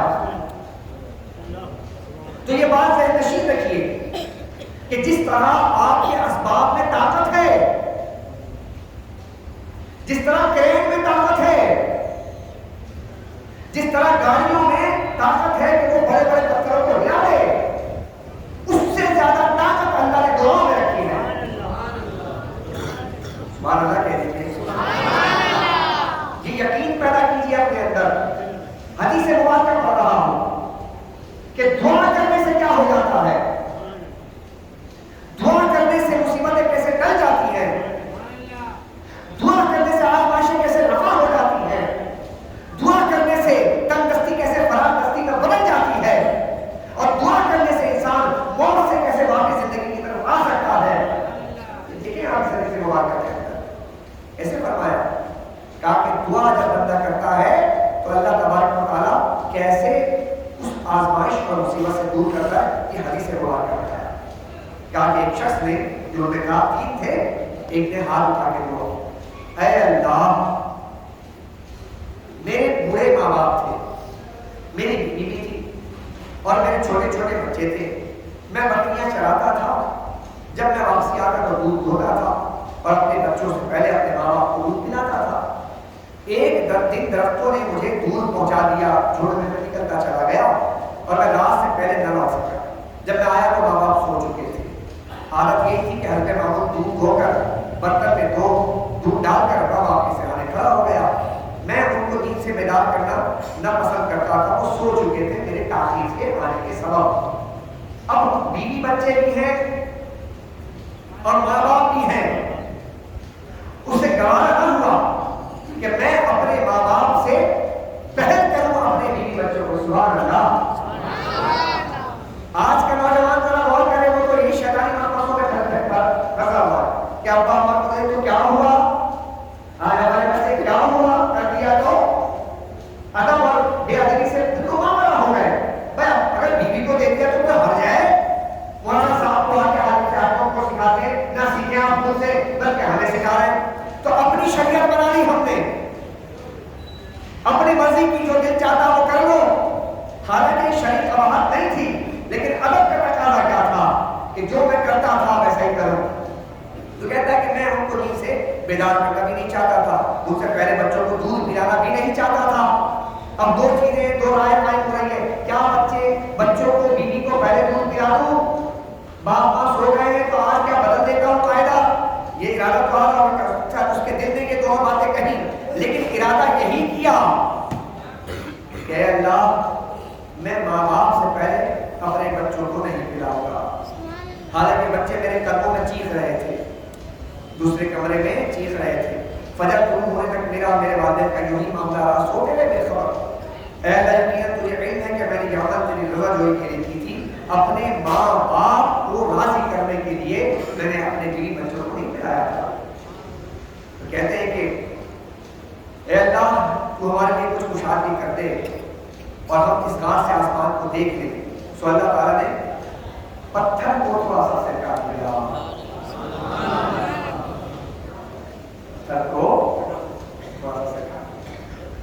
یہاں خیر اس حدیث سے گمان کرنے والا کہ ماں باپ کی خدمت، ماں باپ کی خدمت کتنا اعلیٰ کام ہے، یہ عمل اللہ تعالیٰ کو کتنا پسند ہے کہ جو اپنے ماں باپ کو راضی رکھتا ہے اللہ کو۔ تو بچوں، پیارے بچوں، میرے نوجوانوں، میرے عزیز بچوں، اپنے گھر میں جو تمہارے ماں باپ کو اللہ نے دیے کتنی بڑی، یہ تم نے ایسی کی بے قدری رکھی ہے، ان کو تم نے ایسے چھوڑ رکھا، تمہیں سندر کچھ نہیں ہوگا۔ اللہ اکبر۔ ماں باپ جب بوڑھے ہو جاتے ہیں نا تو اولاد کی آزمائش ہے۔ ماں باپ جب بوڑھے ہو جاتے ہیں تو چڑچڑے ہو جاتے ہیں، بے بات پہ ڈانٹ دیتے ہیں،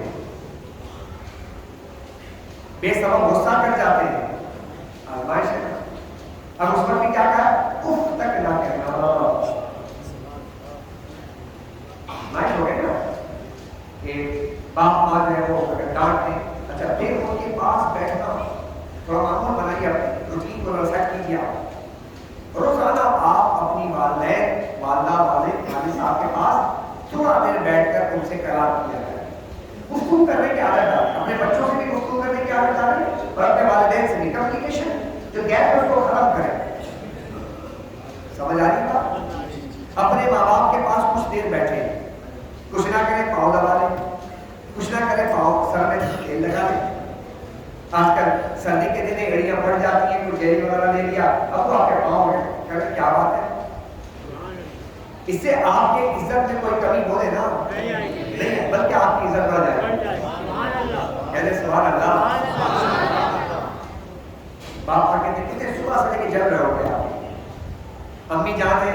اچھا اس پہ اس بات کا خیال رکھیں، ماں باپ کے حوالے سے خدمت کرنے میں، یعنی کہ اگر ماں باپ بلائیں، دونوں ایک ساتھ بلائیں تو کس کی بات پہلے سننی ہے، کس کی بات میں سننی ہے، یہ بھی ذرا سا توازن پیدا کریں۔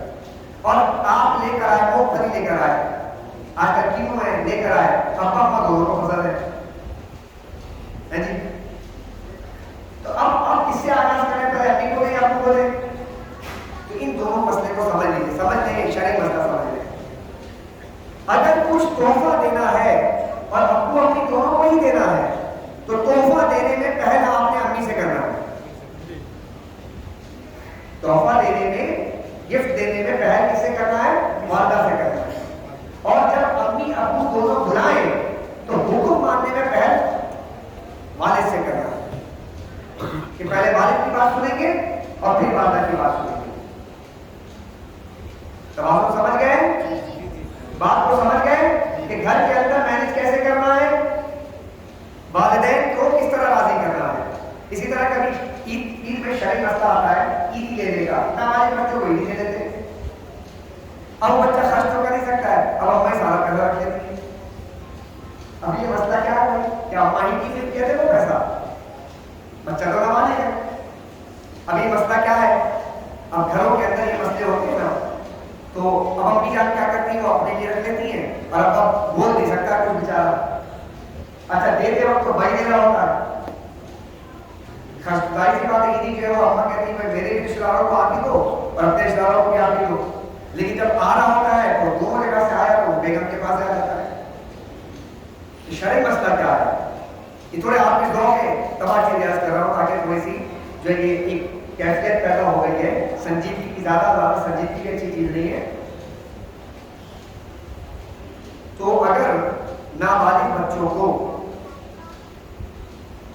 ماں کی طرف سے بھی رشتہ داروں نے دیا ہے تو اس پر ماں کا حق ہے، اور باپ کے رشتہ داروں نے دیا ہے تو باپ کا حق ہے، تو یہ دونوں واضح ہو گئے۔ سمجھ آئی بات آپ کی؟ تو یہ عید کے دنوں میں عیدی میں یہ مسئلہ آ سکتا ہے، اس مسئلے کو اس طرح آپ نے ہینڈل کرنا ہے۔ تو ماں باپ کا توازن رکھنا ہے، لیکن حق زیادہ ماں کا ہے۔ اچھا باپ اور ماں کے لیے یہ بھی نہیں ہے کہ آپ ان کی جو ہے لائف انسلٹ کرنا شروع کر دیں، یہ تو میری ماں ہی کی دعاؤں کا نتیجہ ہے، یہ بات بھی درست نہیں ہے۔ آپ ماں باپ کی دعاؤں کا نتیجہ یہ بات کہنا شروع کریں، یہ رواج بنائیں کہ باپ کو بھی پروموٹ کریں نا بھائی. اچھا آپ کتنے سارے باپ ہیں یہاں پر بیٹھے ہوئے، تو آپ بتائیں کہ کیا آپ اپنے بچوں کے لیے آپ بددعائیں کرتے ہیں؟ میں طے کریں نا یہاں پہ بیٹھ کے طے کر دیتے ہیں کچھ. کیا آپ کسی کو ایسا نہ اپنے بچوں کے لیے بددعائیں کرتا ہوں؟ یہ باپ بیٹھے ہوئے نا، دادا بھی بیٹھے ہوئے، نانا بھی بیٹھے تھے. چلیے آپ ایک قدم اور آگے بڑھ گئے، ابا تو تھے ہی تھے، ابا کے لیے ابا ہو گئے. مطلب آپ دو طرح سے ابا بن گئے، نانا بھی بن گئے اور ابا بھی بن گئے. تو کیا آپ نے اپنے پوتے نواسوں کے لیے کبھی بددعا کرتے ہیں؟ ہاتھ اٹھا کے مسجد میں آتے ہو کہ اللہ میرا بیٹا مر جائے؟ کوئی ایسا ہے ضرورت مند آدمی یہاں پر؟ یہ لائیو جا رہا ہے نا پروگرام، اس لیے میں یہ بات کہہ رہا ہوں. تو اتنی بڑی مسجد کے اندر تو کوئی نظر نہیں آ رہا کہ جو اپنے بچوں کے لیے دعا کرتا ہے اللہ میرے بچے مجھے لا کے زہر دیتے مالک میں جا کے کھلا دو. آپ تو یہ کہتے ہیں کہ اللہ میں تنگست ہوں، پریشان ہوں، بچوں نے مانگا اللہ کیسے روزی دے دے. آپ تو یہ دعا مانگتے ہیں ان کے لیے، آپ ان کی سرفرازی کی دعا مانگتے ہیں، آپ ان کے کامیاب ہونے کی دعا مانگتے ہیں. میں والد کو دیکھتا ہوں پیوں کے پاس آ کر کے کہتے ہیں کہ میرے بچے کے لیے ضرورت ہوا کہ عالم بن جائے، حافظ بن جائے. میں تو وہاں یہ دیکھتا ہوں. لیکن جب بچے کی طرف آتی ہے بات تو سوسائٹی ہماری وہ کدھر جا رہی ہے؟ یہ میری ماں کی دعا کر دیا ہے نا. تو باپ کہاں ہے؟ اس جملے کے اندر باپ کہاں ہے؟ کیا باپ کا کوئی کردار نہیں ہے آپ کی تعلیم و تربیت میں؟ کیا آپ کی کامیابی میں اور سرفرازی میں اور شان و عظمت میں کیا باپ کا کوئی کردار نہیں ہے؟ لہذا جب بھی دعا کیجیے گھر کے اندر یہ بات کہے تو وہاں پر اپنے باپ کو بھی وہاں پہ سامنے رکھے پیش نظر اور کہیں لوگوں سے یہ میرے ماں باپ کی دعاؤں کا نتیجہ ہے. کیا حرج ہے اس سے؟ بولیے نا. باپ کو اس کے سامنے آپ ڈیگریڈ کر رہے ہوتے ہیں، یہ میری ماں کی دعا کا نتیجہ ہے. تو کیا باپ نے دعا نہیں کی تھی؟ باپ نے دعا کی. آج ہمارا قربانی دعا ہے تو باپ بھی دعا کرتا ہے. اور میں نے بھرے مجمع میں پوچھا سارے باپوں سے تو ہر باپ یہ کہتا ہے میں تو دعا کرتا ہوں. اور باپ کو دعا کرنی چاہیے. جملہ دے رہا ہوں میں، باپ کو دعا بولیے نا. ایک جملہ اور دے رہا ہوں. آج ماں باپ کا کردار کیا ہے؟ باپ کو موقع ملتا ہے.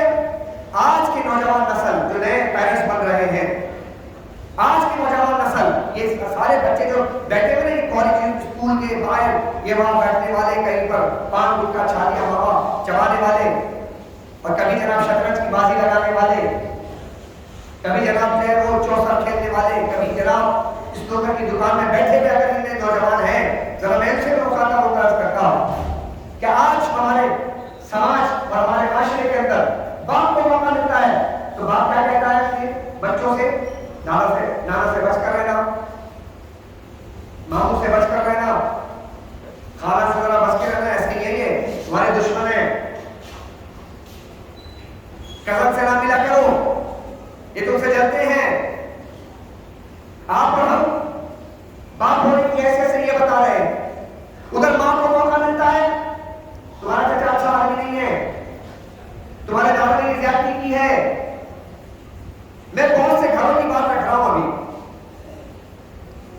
بہت سے گھرانے ڈسکس ہو رہے ہیں اس وقت، بہت سے فیملیز اس وقت بیٹھے ہوئے یہ بات سن رہے ہیں کہ جو اپنے بچوں کے کانوں میں ذہن بول رہے ہیں کہ تمہارے خود بھی اچھی عورت نہیں ہے، دور رہا کرو، اس کے بچے اچھے نہیں ہیں. یہ کان میں ہم نفرتیں ڈال رہے ہیں. نفرتیں جب ہم اندر ڈالتے ہیں، پڑوسی اچھا نہیں ہے، تمہارے کزن اچھے نہیں ہیں، آپ منصبدار ہیں تو ماتحت اچھے نہیں ہیں، یہ زہر ہم گھول رہے ہیں. نفرتیں ڈال رہے ہیں نا. تو نفرت جو ہے تو ایک اللہ کی امانت تھی. جملہ لیجیے گا، نفرت تو اللہ نے یہ امانت کے طور پہ دیا تھا، اس کا رخ ہم نے کہاں موڑ دیا؟ اور توجہ ہے میرے بھائیوں، نفرت اللہ کی طرف سے امانت تھی جیسے محبت اللہ کی طرف سے امانت ہے. اور یہ جملے محبت اللہ نے کہا حکم دیا محبت کرو، تو ساتھ میں نفرت کا بھی تو حکم ہے، نفرت بھی کرو. ہماری طبیعتوں میں محبت بھی ہے اور نفرت بھی ہے، دونوں چیزیں ہیں اور دونوں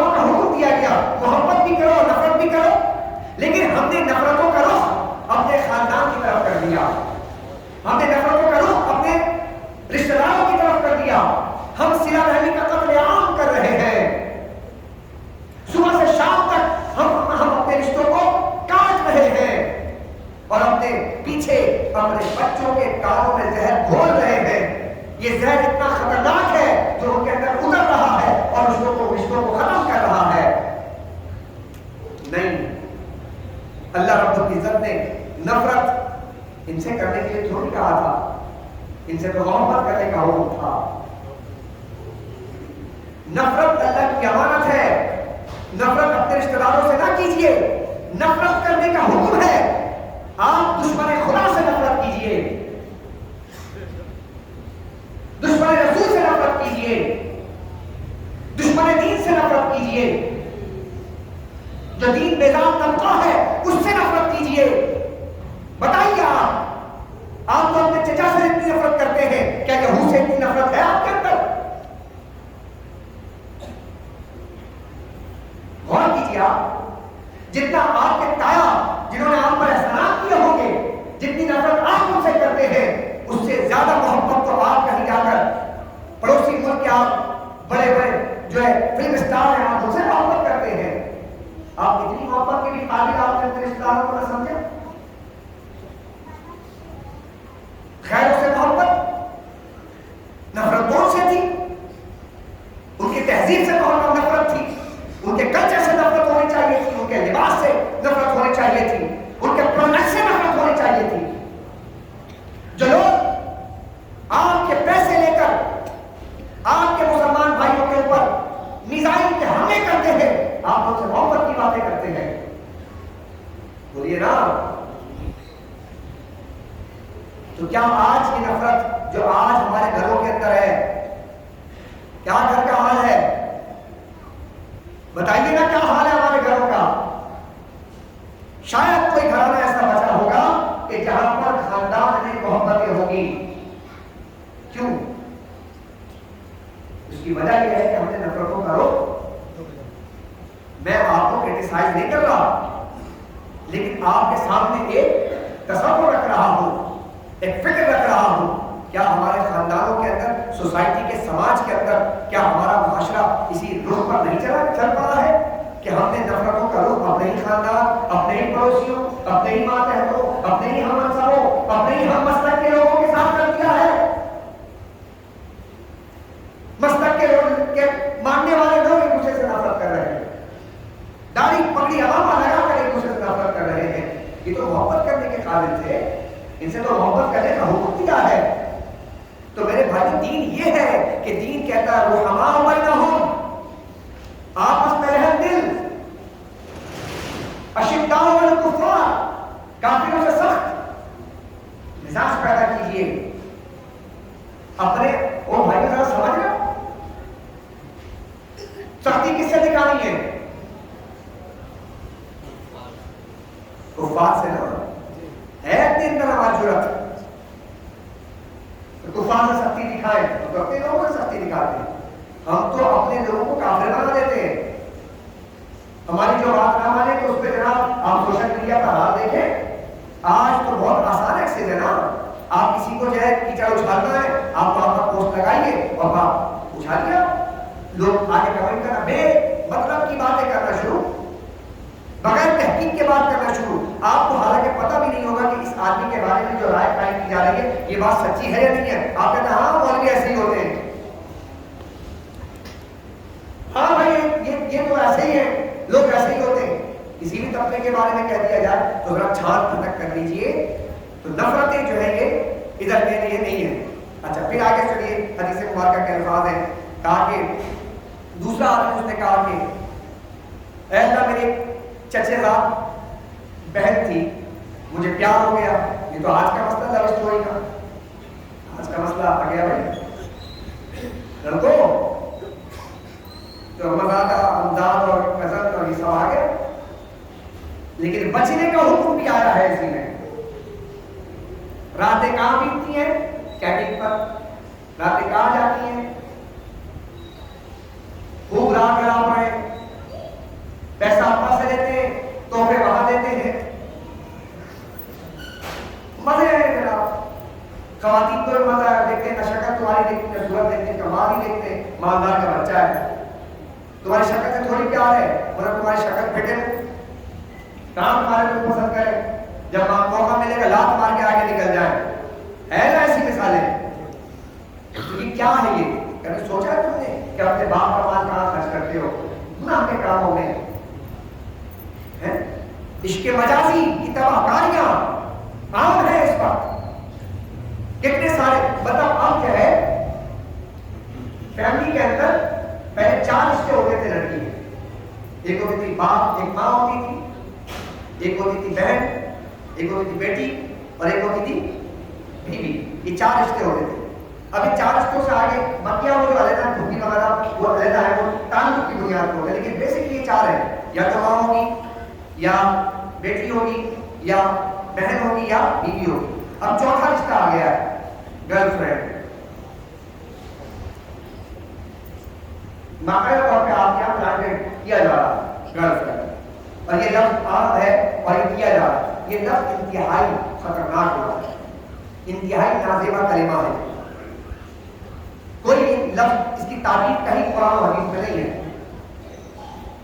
آپ کو پتہ ہے اللہ ہوگا قرآن کریم فرمان حمید کے اندر 5 طرح کے، توجہ ہے آپ کو، 5 طرح کے گناہ ایسے ہیں جن پر اللہ نے واضح طور پر کھلا اللہ نے اس کی سزا بیان فرمائی ہے.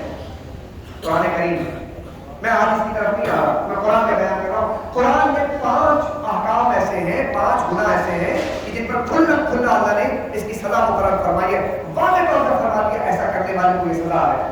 نمبر 1 قتل کرنے والا. اگر بغیر کسی شرعی عذر کے کسی کو قتل کر دیا، اللہ نے اس کے لیے واضح حکم فرما دیا ہے. کوئی کسی کو قتل نہیں کر سکتا. نہیں ہے یہ جرات، آپ کو کسی کو آپ قتل نہیں کر سکتے آپ. نمبر 2 چوری کرنا، سرقہ، چوری کرنے کا حکم ہمیں واضح فرما دیا. السارق والسارقۃ فاقطعوا ایدیہما، ہاتھ کاٹ دیے جائیں. اس میں چوری چھوٹی ہو، سن لو کان کھول کر، چوری چھوٹی ہو یا چوری بڑی ہو، چوری چوری ہے. شریف آدمی چوری نہیں کر سکتا. اپنے اندر سے گناہ کا تصور نکالیے کہ چوری نہیں کرنی ہے، کیونکہ اس کا حکم اللہ نے قرآن کا بیان فرمایا ہے. آج ہمارے کنڈا لگانے کو کوئی چوری مانتے ہیں آپ؟ کبھی آپ شرعی احکام پہ غور تو کیجیے کہ جو چوری کر کے آپ بجلی استعمال کرتے ہیں اس سے پنکھا چلا کے نماز پڑھنا کیسا ہوگا؟ اس لائٹ کو جلا کر کے قرآن پڑھنا کیسا ہوگا؟ جس کی مذمت قرآن میں بیان کی گئی ہے، وہ سے سب آپ کی بات کر رہے ہیں. تو چوری چھوٹے بنیاد پر ہو یا بڑے، چونکہ ہمارے معاشرے کے اندر آپ یہ کہتے ہیں کہ جناب بھائی بجلی کا بل زیادہ آتا ہے، سب کے ساتھ ہے. حالات کا مقابلہ کرنا پڑے گا اور حالات کو بدلنے کے لیے خود ایفرٹ کرنے پڑیں گے. جب تک آپ پر پریشر نہیں آئے گا. کہا جاتا ہے یہی بات میں کرنے اور جملہ کہنا چاہتا ہوں، یہ تمام نوجوانوں سے، یہ تمام پاکستانی معاشرے کے جو سوسائٹی کے جو لوگ اس وقت دبے چلے جا رہے ہیں، میں ان سے عرض کرنا چاہتا ہوں. آپ نے کبھی لفظ سنا ہے مظلوم کی بددعا سے بچو؟ سنا ہے نا؟ تو مظلوم کی بددعا سے کیوں بچو بھائی؟ مظلوم کیا بددعا کرے گا تو کیا کچھ ہو جائے گا؟ حالانکہ ظالم طاقتور ہے، مظلوم کمزور ہے. جبھی تو ظالم نے مظلوم پر ظلم کیا ہے. کبھی کوئی طاقتور کے اوپر کوئی ظلم کر کے دکھائے. مظلوم کمزور تھا تو ظالم نے اس پر ظلم کیا نا. تو مظلوم کی بددعا پر اللہ نے کیا فرما دیا کہ تو ظالم تو ہے، طاقتور ہے، لیکن یہ کمزور ہے، اس کی بددعا سے بچو. چونکہ یہ کائنات ایک اٹل قانون کے تحت چل رہی ہے، فطرت کے قانون کے تحت چل رہی ہے. اور فطرت کا قانون یہ ہے کہ اکثر قانون فطرت مظلوم اور کمزور طبقے کو فتح یاب کر دیتا ہے. کامیابی اسے ملتی ہے جو کمزور طبقہ ہے. یہ قدرت کا اٹل قانون ہے. اس پہ آپ غور کیجئے. اس پہ مظلوم کی بددعا کا ذکر میں نے کیا کہ قدرت مظلوم کو غالب کر دیتی ہے، دعا بددعا کرے گی اور ظالم جو ہے وہ مر جاتا ہے، پکڑ میں آ جاتا ہے اللہ کے. تو ایسی کون سی چیز ہے کہ مظلوم نے جو کہا ہے اور اللہ نے قبول کر لیا ہے؟ تو قدرت نے اٹل قانون بنایا کہ اکثر وہ ساتھ کس کا دیتا ہے؟ مظلوم کا، کمزور کا ساتھ دیتا ہے. سمجھ آئی بات آپ کی؟ اچھا اب سوال یہ کہ کیسے، یہ کیوں ہوتا ہے ایسا؟ کہ ایک کمزور گروہ جو ہے کمزور ہے، طاقتور نہیں ہے، وہ غالب کیسے ہو سکتا ہے؟ اس کی میں مثال دیتا ہوں، ایک چھوٹی سی مثال۔ ریسنٹلی آپ کو یہ بات سمجھ میں آ جائے گی، افغانستان پر کس نے چڑھائی کی؟ 21 سے زائد ممالک میں، سارے اتحادی تھے نا، 20 سال تک چڑھائی کرتے رہے، بمباری کرتے رہے، مارتے رہے۔ اور جو ہے مسلمانوں اور ابھی کی بات ہے، زیادہ پرانی نہیں ہے، آدمی طاقت جسے آپ سپر پاور کہتے ہیں اپنی زبان میں، انہوں نے چڑھائی کی افغانستان پر، جو لاچار کمزور مظلوم طبقہ تھا مسلمانوں کا، اس پر وہ بمباری کرتے رہے۔ توجہ آپ کی۔ پھر کیا ہوا کہ 20 سال کے بعد جب انہوں نے برداشت کیا اور اسٹرگل کیا، تو اللہ تبارک و تعالیٰ نے وہ جو طاقتور تھے وہ تو دبا کر بھاگے، اور پھر اللہ رب العزت نے اسی افغانستان کو دوبارہ کھڑا کر دیا۔ ابھی کی بات ہے نا، تو کیسے ممکن ہوا؟ انہوں نے جنگ نہیں کی، اس طرح لڑائی نہیں کی، تو چونکہ اٹل قانون ہے قدرت کا کہ قدرت ساتھ اس کا دیتی ہے کہ جو کمزور ہوتا ہے۔ سبحان اللہ، توجہ سبحان اللہ کہہ دیجیے۔ تو میں ایک جملہ دے رہا ہوں، اب ایک دوسرا قانون سوال یہ پیدا ہوگا کہ قدرت کیسے دیتی ہے، کیوں دیتی ہے؟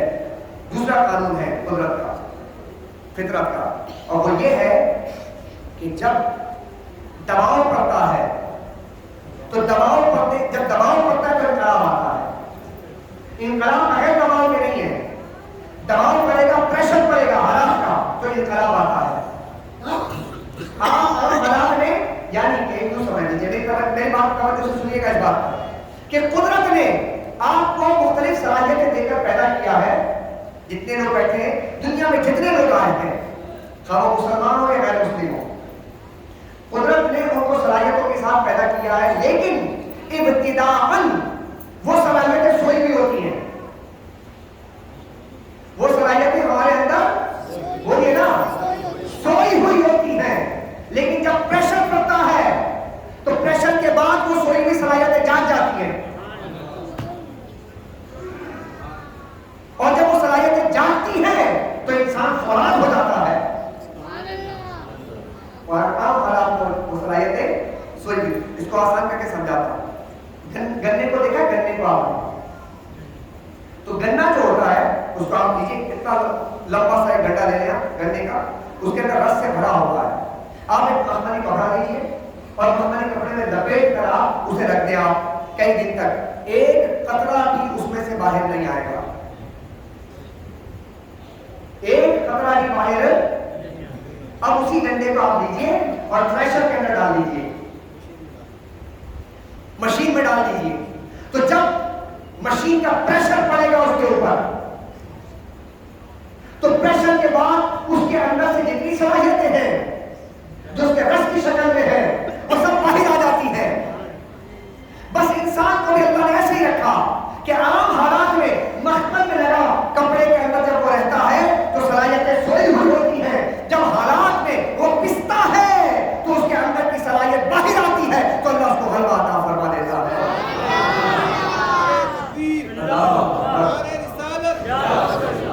آپ کبھی بھی حالات جب حرام ہو اور جب آپ دیکھیں کہ حالات بگڑ گئے، اس پر آپ صبر کیجئے، برداشت کیجئے، یعنی اپنے آپ کو اس پریشر میں ڈال کر، چونکہ اگر وہ گنا اس کو برداشت نہیں کرے گا تو صلاحیتیں باہر کیسے آئیں گی؟ ایسے ہی جب مصیبتیں آئے، آلام آئے، آزمائشیں آئے، خواہ وہ کاروبار میں ہو، خواہ وہ گھر میں ہو، خواہ وہ ملکی سطح پر ہو، خواہ وہ علاقائی سطح پر ہو یا عالم اسلام کی ہو، تو اس میں ہم نے ایک تو بہت سوجھ بوجھ کے ساتھ آگے بڑھنا ہے، دوسرا صبر اور استقامت سے کام لینا ہے۔ ان حالات کے پریشر میں آپ کی صلاحیتیں باہر آتی ہیں، اور انہی حالات سے پھر محمد بن قاسم پیدا ہوتے ہیں، ایوبی پیدا ہوتے ہیں، نور بن زکی پیدا ہوتے ہیں۔ سمجھ آئی بات؟ تو مایوس ہونے کی ضرورت بولیے نا، مایوس مت ہوئیے آپ۔ یہ دین جو ہے، دین اسلام، یہ نظریات سے چلے گا آگے، یہ ختم ہونے والا دین نہیں ہے، کیونکہ اللہ نے اس قرآن کی حفاظت کا ذمہ لیا ہے، لہذا یہ غالب ہو کر رہے گا۔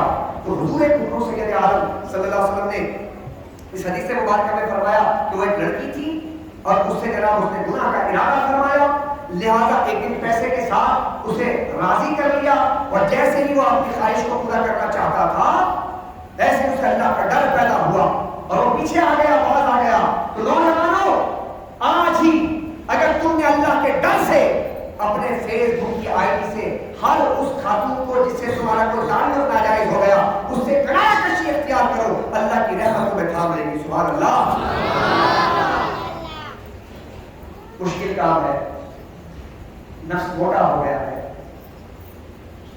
مشکل کام بتا دیا، یہ کون سی بات بتا دی، فائدہ کچھ نہیں ہے۔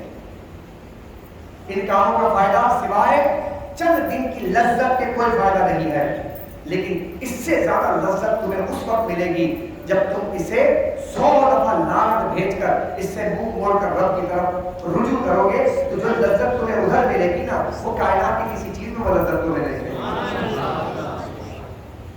دیکھیے کیسی طاقتور چیز ہے۔ اس نے کہا کہ اے اللہ، میں نے اس خاتون سے اپنی شہوت کو پورا نہ کیا اور ڈر گیا صرف تیری وجہ سے، صرف تیرے رضا کے لیے۔ اگر یہ میرا کام تیرے بارگاہ میں قابل قبول ہے تو ہمیں آسمان دکھا دے اور پتھر کو تھوڑا سرکا دے۔ آقا فرماتے ہیں اس آدمی کا اپنی امزاد، خالہ زاد یا پھوپھی زاد سے جو تعلق ناجائز تھا اس سے وہ ڈر کر جو توبہ کیا تو اللہ کو یہ عمل اتنا پسند آیا کہ اللہ نے اس پتھر کو اور سرکا دیا۔ ایک اور ہے بندہ، اس کا ذکر بھی حدیث میں آیا کہ وہ جناب پیسے کے لیے آیا، مزدوری کی، مزدوری کرنے کے بعد اس نے جناب کہا کہ اتنے پیسے، انہوں نے کہا نہیں اتنے پیسے تو نہیں تھے، وہ پیسہ چھوڑ کے چلا گیا۔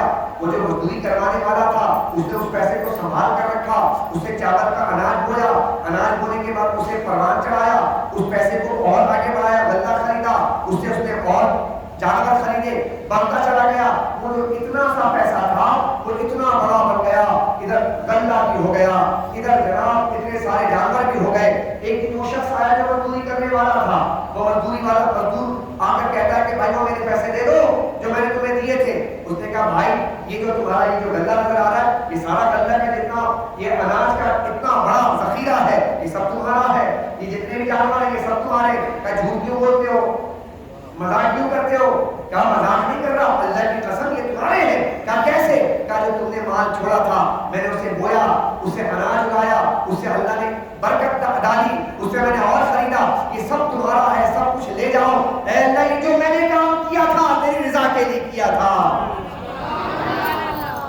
اے وہ لوگوں جو اپنے لوگوں کے تھوڑے تھوڑے مال کو کھاتے ہو ناجائز اور اپنا حق سمجھتے ہو، لیکن یہاں پر دیکھیں کہ وہ مزدور کا حق اس نے کئی گنا بڑھا کر دیا تو اللہ تعالیٰ کو یہ ادا کتنی پسند آئی۔ اللہ رب العزت نے اس پتھر کو مکمل ہٹا دیا اور 3 شخص کے یہ اعمال اس کے توسل سے اللہ نے تینوں کو نجات عطا فرمائی۔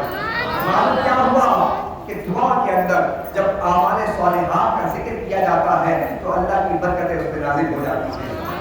تو اندازہ لگائیں جب اعمال کیے جائیں تو اس اعمال کا ثواب اگر اللہ کی توسل پیش کیا جائے تو اللہ تعالیٰ اس کی برکت سے جب برکتوں کا نزول کرتا ہے تو پھر محبوب دو جہاں کا وسیلہ پیش کیا جائے، صالحین کا وسیلہ پیش کیا جائے اور حضور غوث الاعظم کا وسیلہ پیش کیا جائے۔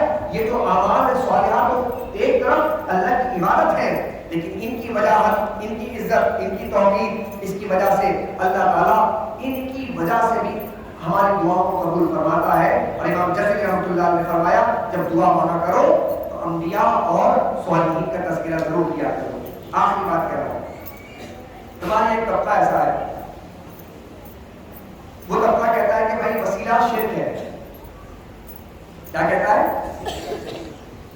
تو وسیلہ کسے کہتے ہیں یہ سمجھ لیجیے، الوسیلہ تو ما یتقرب بہ الی الغیر۔ علامہ جوہری نے لسان العرب کے اندر اس کی وضاحت فرمایا وسیلہ کسے کہتے ہیں؟ وسیلہ وہ چیز ہے جو غیر کی طرف تقرب کا باعث بنے، وسیلہ۔ شرک کسے کہتے ہیں؟ اللہ کے ساتھ کسی کو ذات و صفات میں شریک کر دینا، یہ شرک کہلاتا ہے۔ لیکن وسیلہ شرک کیسے ہوگا کہ وسیلہ کو جس چیز کو وسیلہ بنایا جائے گا وہ تو غیر تک پہنچنے کا ذریعہ ہوتا ہے. تو اگر ہم نبی دو عالم صلی اللہ علیہ وسلم کو، حضور غوث اعظم کو یا دیگر اور اولیاء صالحین کو اور علماء کو اگر وسیلہ بناتے ہیں تو یہ تو اللہ تک پہنچانے کا ذریعہ ہے. یہ شرک کیسے ہو سکتا ہے؟ لہذا حضور نبی کریم سید عالم صلی اللہ علیہ وسلم کے احادیث میں اس کا ذکر ملتا ہے کہ حضور نے اپنے وسیلے سے بھی دعا مانگی ہے. تو حضور کے وسیلے سے دعا مانگنا بھی یہ تو سنت مصطفیٰ صلی اللہ علیہ وسلم ہے. تو آئیے آج کے درس کے اندر جو آج ہم نے کافی طویل احادیث اور کئی چیزیں آپ کے سامنے رکھی ہیں، ان تمام کا خلاصہ یہ ہے کہ دعا مانگنا ترک نہ کیجیے، دعا مانگنے کی عادت ڈالیے.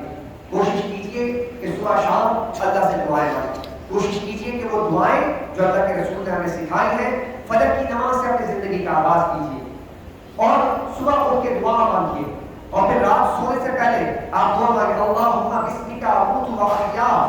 اے اللہ میں تیرے نام کے ساتھ، تیرے ذکر کے ساتھ سبحان اللہ کہہ دیجیے، سبحان اللہ کہہ دیجیے، تیرے ذکر کے ساتھ میں مرتا ہوں اور تیرے ذکر کے ساتھ میں دوبارہ اٹھوں گا. اس کے بعد الحمدللہ الذی احیانا بعد ما اماتنا والیہ النشور. تمام تعریفیں اس رب کی ہیں، احیانا بعد ما اماتنا والیہ النشور، جس نے مجھے موت کے بعد دوبارہ زندگی عطا کی ہے اور مجھے اسی کی طرف لوٹ کر جانا ہے. تو حضور نے تو صبح شام چلتے پھرتے کھانے پینے سب کی دعائیں بیان کی ہیں. یاد رکھیے گا یہ جو آپ ذکر کی محفل میں بیٹھے ہیں، فقہ کے مسئلے سنیں، احادیث سنی، یہ ذکر کی محفل ہے. اس کے بارے میں رسول اللہ صلی اللہ علیہ وسلم نے فرمایا کائنات میں کچھ فرشتے ایسے ہیں جو گھوم رہے ہیں، اسی کے اندر حدیث موجود ہے، ایسے گھوم رہے ہیں اور وہ ڈھونڈتے ہیں ایسی محفل. کہاں ایسی محفل ہو رہی ہے؟ تاکہ ذکر کے محفل. وہ آ کر وہاں پر مجالسہ اختیار کر لیتے ہیں، بیٹھ جاتے ہیں. آپ ہی نہیں بیٹھے یہاں پر، خدا کی قسم میرے مصطفیٰ نے فرمایا فرشتے بھی بیٹھے ہوئے ہیں. اور یہ وہ فرشتے نہیں ہیں جو ہمارے کرام کاتبین ہیں، بلکہ یہ وہ خاص فرشتے ہیں جن کا کام ہی یہی ہے کہ وہ تلاش کر ایسی محفلیں ہو کر رہی ہیں. وہ جا کر اللہ کے دربار میں کہتے ہیں کہ اللہ آج ایسی محفل دیکھی جہاں پر تیرے بندے تیرا ذکر کر رہے تھے. تو اللہ پوچھتا ہے کہ وہ کیا مانگ رہے تھے؟ کہا کہ وہ جنت مانگ رہے تھے. تو اللہ فرماتا ہے کہ اے فرشتوں تم گواہ بن جاؤ، ہم نے جنت انہیں عطا کر دی. اور کیا مانگ رہے تھے؟ اللہ جہنم سے آزادی مانگ رہے تھے. تو کہا کہ فرشتوں گواہ ہو جاؤ، ہم نے جہنم سے آزاد کر دیا، انہیں معاف فرما دیا ہے. یہ اس محفلوں کے فرمایا کہ ان سے ایک گزرنے والا بھی جا رہا تھا، محفل میں آیا نہیں تھا، تھوڑی دیر کھڑا ہو گیا مسجد کے باہر اور سوچنے لگا یہاں ہو کیا رہا ہے، آج کوئی خاص دن ہے کیا؟ آج جو ہے یہ پیر کے دن 26 تاریخ کو کیا ہوتا ہے یہاں پر؟ اس کو نہ ارادہ تھا نہ کچھ تھا. کہا کہ اس کو بھی بخش دو، اس کو بھی معاف کر دو، کیونکہ یہ محفلیں وہ محفلیں ہیں جو یہاں آنے والا کچھ لمحے کے لیے ٹھہرنے والا بھی شکی نہیں رہے گا، اس کو صحیح بنا دیا جاتا ہے. اتنی مبارک محفلیں ہیں، اس محفلوں کی قدر کیجیے. آئیے آج کی محفل میں ایک چیز کا اضافہ ہم کر رہے ہیں کہ ذکر کریں گے. اگر کچھ لائٹوں کو کم کر دیا جائے، کچھ لائٹوں کو تھوڑا سا کم کر دیا جائے تو ذکر کیجیے. ذکر کے کچھ آداب ہیں، زیادہ کچھ